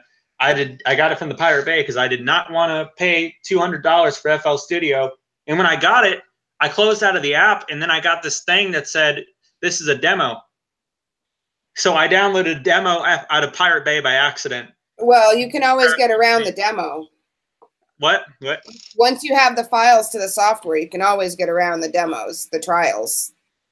Yeah, I mean, but I got it off of Pirate Bay. It wasn't a full version. I don't know what Pirate Bay is. It sounds like Pirate Bay is basically it's like a site where you can get like music, movies, porn, like applications for free. Basically, they're basically pirated. That's why it's called Pirate Bay. It's stolen. But you get it for free off there. And it's a bad thing to use. I can get a lot of people are trying to get sites like that shut down, and a lot of people are like, it is kind of dangerous to use stuff like that. It's rare, but you can technically get in trouble. It's rare you get in trouble. Usually people will list in comments and stuff like telling you it's safe. But if you're not safe and you don't check and stuff like that before you download it, you can get in trouble. But so it's like the old peer-to-peer networks. Yeah, but the thing is, I only use Pirate Bay. I usually only use it for music. And if I do use it for music, it's just because the artists I listen to aren't streamed. So say like King Crimson and Tool are not on streaming services, so I get all their music off of Pirate Bay. So if there's an album I like or a song I like, I just get it off of Pirate Bay because it's not on the streaming services. If it is, then I'll just get it off the streaming services. Even if you have to buy it, then I'll just buy it. But if it's actually not there at all, then I'll just I can't listen to it. I'll just get it off of streaming service. See, I thought everybody used video to MP3 for music that they couldn't find. Well, I mean, that's the thing is like that's just kind of recorded off of YouTube. Yeah. So like it's kind of crappy YouTube quality, but if you get it off of Pirate Bay, it can be a higher quality volume and like say like there's like MP3, there's FLAC, and with FLAC, I never get FLAC, but FLAC is technically the best sound force for music. Yeah, but it's not compatible with a lot of systems. Yeah, so but you're gonna get it. Like, you're not gonna be able to compress it. Yeah, but it takes up so much space, you know. Yeah, right, exactly, because it's the raw file. Yeah. And when you go into normalize it, you got to normalize each track instead of equalizing it. You got to actually equalize each track as its own. So it's a pain in the ass. Yeah. But a lot of that stuff off of Pirate Bay is either ripped from a CD or a vinyl or a cassette or whatever, but it's like still has the same exact sound quality as you would on a streaming service. If you get it off of like YouTube to MP3, like convert a YouTube file to an MP3 file, it's still going to sound like crappy YouTube quality is the thing. But I mean, that's some people, I think they call them like audiophiles. I think if they want like something kind of source of music or sound to be the best it can possibly be, that's what I'm kind of like that. But I mean, that's kind of why I got a better set of headphones now. But yeah, that's the thing. But I forgot why did we go into the topic of Pirate Bay? I forgot. You asked if you made music. Oh yeah, you're right. So basically, I did make a track on the Pirate Bay FL Studio that I got off Pirate Bay, and it was not really a full song. It was just kind of this little thing I was experimenting with. I was going to go back to it and do it later, and so I exited out of FL Studio, and then I opened it up the next day, and it said this is a demo. You need to get the full version to save stuff. And the full version is like $200, and I couldn't find the full version on Pirate Bay, unfortunately. So but I actually did post the thing that I made on SoundCloud, I guess, if you want to look it up. I called it Melted Fire, and it's like 15 seconds long. It's not really a song. It's just, but I do have a guitar though, and I kind of want to get into music, but the thing is, I was never into music my whole life. I've just been into it in my teenage years, so I never really grew up playing instruments or anything like that. I started just kind of playing guitar in my teenage years, so I never really. I'm absolute shit at guitar, like unbelievably shit. I know the chords and all that stuff. I'm just super slow at playing, but let me see. Let me see here. All right, let me see.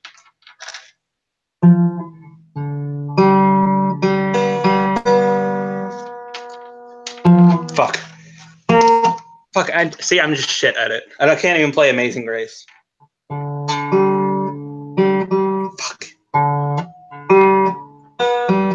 Fuck, damn it.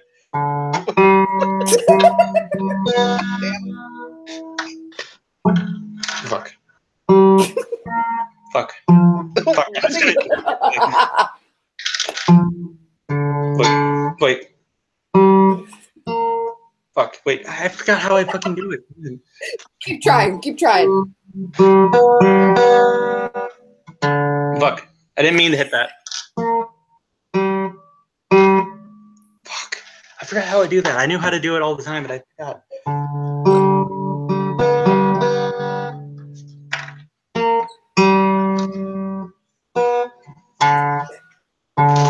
The dog's out. I'm fucking out. Fuck this shit. I swear I knew how to play this before. I don't know why I can't play it now. The dog just said fuck. Yeah. Fuck.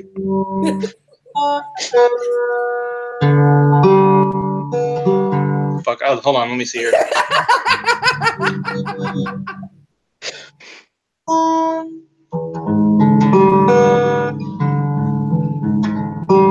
I think it's not tuned right. I don't know what's going on with this. And the thing is, I don't know how to tune it.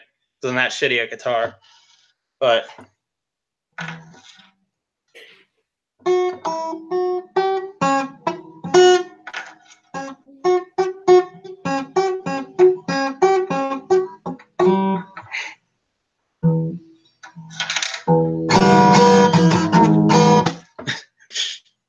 right, let's see here.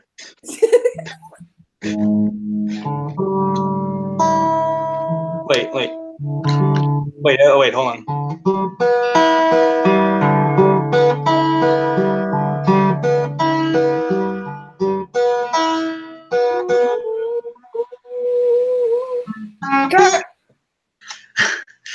See, I always mess it up.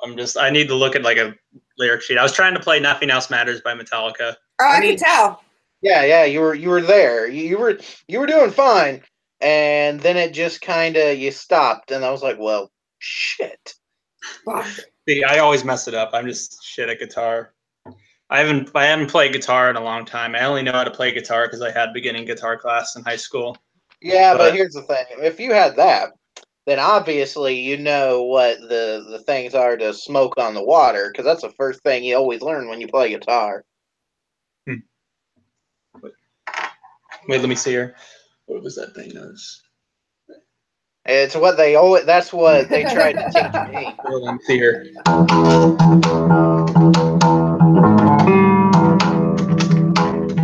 Is that bad to the bone? Because that ain't no smoke on the water. I couldn't get smoke out of the water, but I was like, That sounds like bad to the bone. I'm bad to the bone. I think so. I could be wrong. I think it's bad to the bone, but I always knew that song and I kind of played that and I said, hey, I just remember this. I remember this like thing, this melody that goes like, and I asked someone in my guitar class and I said, what song is this? And he said, I don't know. And I said, whoa, did I just make this up? But I don't know. I probably didn't. I probably remember it. You made it bad to the bone. Congratulations. George Thurgood would be proud. Fuck.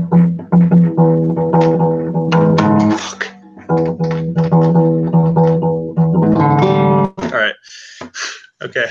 I'll put this away. I'm done cringing the place, the stream. So. Is your dog on your bed? No, he left. Yeah, he fucking hated your guitar playing. He got the fuck out of there. I'm out. I just want to say this one thing though. Penis. Vagina. Okay, we're good. Yeah, Ty. Penis. Vagina. Yep. Well, yeah, and actually, you know, what's actually kind of funny is my mom actually asked me when I was driving home back from Florida. She said, what was that stream about? And I said, movies. And she says, what kind of movies? And I said, like any type of movie. Like I couldn't tell her what we were actually talking about. Like we were talking about penis. What if she was downstairs watching, or she's actually watched it? It was like a one-room apartment. I was whispering the whole time, and I was in a bathroom with the water running. Well, I didn't have the water running. Yeah, you know how awkward it is to be on a live stream talking about pornography, and one of the guys is sitting in a bathroom with his computer going, vagina, penis. It's like, what the? I don't know how he could have contained himself because he's very active. He's up and round, and he's like, you're very active, Ty. So for you to be like in one place, like whisper. Yeah. I just can't. I missed it. I'm gonna have to go back. Yeah, no, you should watch it because that shit got hilarious. Just because he was all quiet and everything he said was, "Hey, look, did I tell you about that one porn? Let's see, we got penis and vagina, and I kind of like anime porn, and MILFs are amazing." Huh. Well, that definitely, there's your online dating profile right there. There you go, Ty. All right. Did you read anything off the screen? Wait, what screen? That episode? No, because what was it going to pull up other than like X hamster? Well, no, actually, one thing I actually do. I mean, it does kind of like right now. You probably see the white going across my face. The thing is, no, I can actually read your screen. If I look in your glasses, I can actually read your screen. Oh, you can. Yeah, I saw your passwords and everything. A lot of the time, what I do when I do this, I'm just occupying myself and just, I don't know, just fidgeting. But I do admit I am guilty of looking stuff up if I don't know much about it. Yeah, I look like I just got arrested in your glasses, and that's my jail picture. Yeah, when they're gonna publish. Yeah, it's like that's the thing. You gotta be careful. Like that was what. Like here's the thing. Like on the porn one, I was just waiting since all of us on that stream pretty much wore glasses other than like Real Deal, I was just waiting for someone to be like, let's see, can I just stop you guys for a minute? We got, let's see who we got here. We got Ron Jeremy, and then you just see like a big dick going across the glasses. Is there a girl bent over on your screen in your glasses right now? Were you just doing that? Who, me or him? What? You. Dark man. No, it's not even turned on. There's something in your glasses. It looked suspicious. I don't know. It could be maybe one of the posters is glaring, and they're Let's like see. they are You naked. see what I'm saying, Ty? I think I can kind of see him on Google Images, but it's hard to see though. But I don't know, but let me see here. Didn't you say that we were going to try to talk about every decade because we only did the 50 so far? Well, we kind of got just Ty. Here's the thing: we only got 10 minutes left, but we got distracted, because you were talking about Tool, and then Chloe had to close down her computer and all that shit. So that kind of. How about we talk about, have we all named like our top 10 favorite artists, or did we already do that? Like bands or artists? I couldn't do top 10. Well, just name some artists or bands that you happen to enjoy.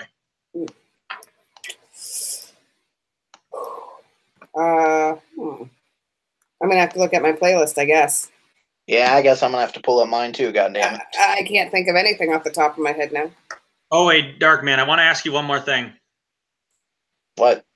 All right, so would this be fine if I sent you a link for your email to my top 100 favorite albums, and you can just post it in the description when this live stream's done?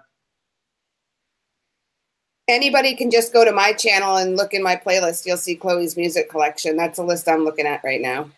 All right, I'll send you send you the link. I'll just send you a message that has the link to it. Is that album, that thing I update a lot in it. That list means a lot to me, I guess. It's just some albums that I really, really enjoy, update it pretty often. But yeah. Well, I mean, if I remember to, half the time I don't even fucking put anything in the box below because I always fucking forget to do that on these. So if I remember, then maybe. I forget. I just send you a Gmail. So. Well, even if you do, it's just, that's the thing, dude. Just myself, I'm one of those guys who, if I don't, I have to remember a lot of stupid shit. So it's going to be one of those things that's probably going to go in and out. All right. Like, if you go look at my YouTube, there are plenty of videos where the box is kind of empty. In fact, I think the live stream ones might even be empty as well. So. They require a lot of data. Yeah, I don't, the only time I really put anything is the music ones that I make or the movies, the 5 videos. Then I'll usually put, the song name or the movie name.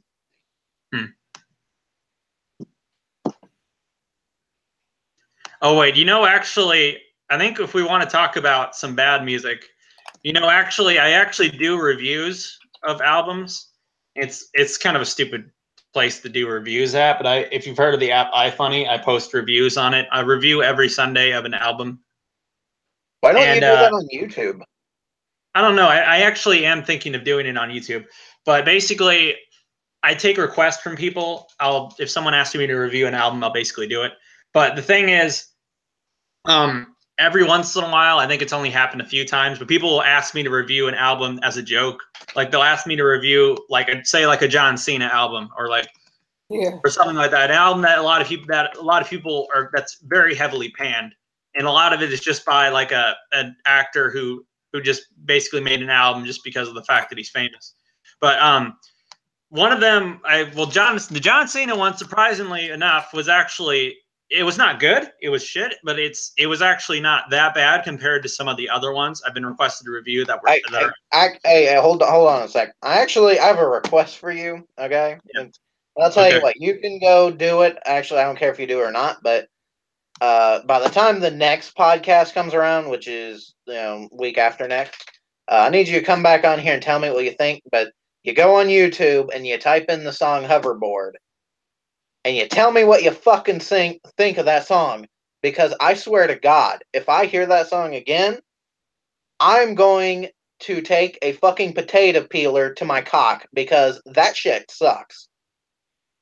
And the worst one I had to review, there's another one that's really bad, is Kevin Federline. If you've heard of him, he was dating Taylor Swift. No, not Taylor Swift. No, he was not dating Taylor Swift. He was dating Britney Spears. But he made an album called Playing with Fire, and it's easily one of the worst albums I've ever listened to in my life. And then there's the worst album I've ever listened to in my life is Angelic to the Core by Corey Feldman, like the guy who was in the Goonies and stuff like that. He made an album in 2016. He was in Lost Boys too, and Friday the 13th. And I'm telling you, there's no music talent in him. Yeah, but he made an album in 2016 called Angelic to the Core, and it's nearly 2 hours long. Jeez. And it's like super cringy to listen to. And the thing is, with what's stupid about that album is, if you look at the cover, you can look up the cover for Angelic to the Core. You can that's not even the worst thing about the album. And the cover is like absolute shit. It looks like it was made in like Microsoft Paint or something. But it's very, very poorly produced, like awfully produced. Every single minute of it is basically just torture. Basically, it's like, and there actually are a lot of features on this. Surprisingly, like there's a Snoop Dogg feature. There's a Fred Durst feature, stuff like that. Wow, it's a pretty. Yeah. But actually, what's kind of funny is the lead single "Go For It," which had a Snoop Dogg feature on it. It has a dubstep kind of thing with it. One half is like a bunch of like dubstep, like dance music, and the other half is him trying to do almost like some kind of really dead and outdated 90s rock thing. But it's terrible. But basically the song "Go For It," when Snoop Dogg comes in on his verse, it's almost like the production is so poorly inbound and so chaotic and all over the place. It just doesn't mix well at all. But when Snoop Dogg's vocals come in, it's like the melody's still super loud and you can barely even understand what Snoop Dogg's saying. And to me, I almost kind of felt like Snoop Dogg said, okay, I'll be on this album, but you basically have to cover me up with as much shit as possible so nobody can even tell it's me, okay? And I'll be on the album, all right? And so they'll say, fine, we'll do that, all right? But it's just very, very, very bad. Very bad. But that was the worst album I've ever listened to. Huh, sounds bad. Yes, very much. And also, they actually have these little Adam West Batman little like skits every once in a while on it. It'll be like, angels, you gotta do this. Angels, you gotta do that. Oh, it goes. Wait, you say angels? Yeah, well, that's the thing. I guess he has this thing with angels where it's that's not Batman. That's Charlie's Angels. Album. I think you're talking about Corey Feldman, right? Yes, I am talking about Corey Feldman. Yeah. But it's almost like it tries to be a concept album, but it doesn't explore it at all. It doesn't explore the concept at all. It basically just has it every once in a while of like dialogue, and it's just back to whatever fucking shitty thing it's talking about. Because it's almost like it's trying to be a concept album, but it doesn't know how to be one. It's supposed to be like an album about heaven and hell or something like that, heaven versus hell, like some kind of like doomsday or whatever you call it, rapture thing. But it doesn't explore the topic like at all. Basically, it just has it pop up every once in a while. So it's like it's a concept album just because it wants to be a concept album, and it doesn't explore the topic at all. Basically, sounds like a waste of money, production, and I'm sorry you'll never get that time back that you spent listening to it. Yes, and yeah, it's pretty bad. And but yeah. Another really bad album that I listened to from 2015. Have you ever heard of Kid Cudi? I've heard of him, but never listened to him again. Well, what's sad is he when he first started, I mean, he's actually a pretty talented musician. He plays guitar, he does all this other stuff. And he was a hip hop artist when he first started. He released 2 albums, The Man on the Moon and The Man on the Moon 2. Which were actually pretty decent albums, but then he basically wanted to go in more of a rock routine because he preferred rock music over hip hop. But it's not a topic he's very good in because he does make good music. He's a good producer, but he's not a very good songwriter. And that's the kind of role he kind of wanted to take place. But in 2015, he released a nearly 2-hour-long album called Speeding Bullet to Heaven. Oh my And God. it's like a pretty much all-out alternative rock, grunge, punk rock album. And he bombed it. It was so bad. And it's almost like it was trying to be bad because his vocals, he's not a good singer. He's a good rapper, but he's not a good singer. So his vocals just like just all the time. But now, it may sound like I'm joking here, but they used interludes, and the interludes were Beavis and Butthead samples, like of them talking about the album and stuff. Basically, they had, I guess, these people talking like a Beavis and Butthead like thing about the album. Yeah. Basically, every once in a while, those just pop up. See, that is fantastic. Because here's the thing, it is 11:59, and it is time to end this fucking jalopy. So let's do that. So, all right, guys, it's time to end this bullshit. I'm Chris, and I'm Chloe. I'm Chloe, so. I'm Ty. And they got their YouTube channels, and I will put the links to their YouTube channels in the description box below. And there you go. Chris, I appreciate that. Don't forget to post my link in the description. His playlist. If I remember, okay. But I'm doing the fucking links as soon as I hit the off button. So sounds good. Thank you, Darkman430, for having me tonight. Appreciate it. Thank you, Ty. It was good to see you again. All right, see you guys on the next one. Sounds good. Bye-bye. Bye. Have a good day.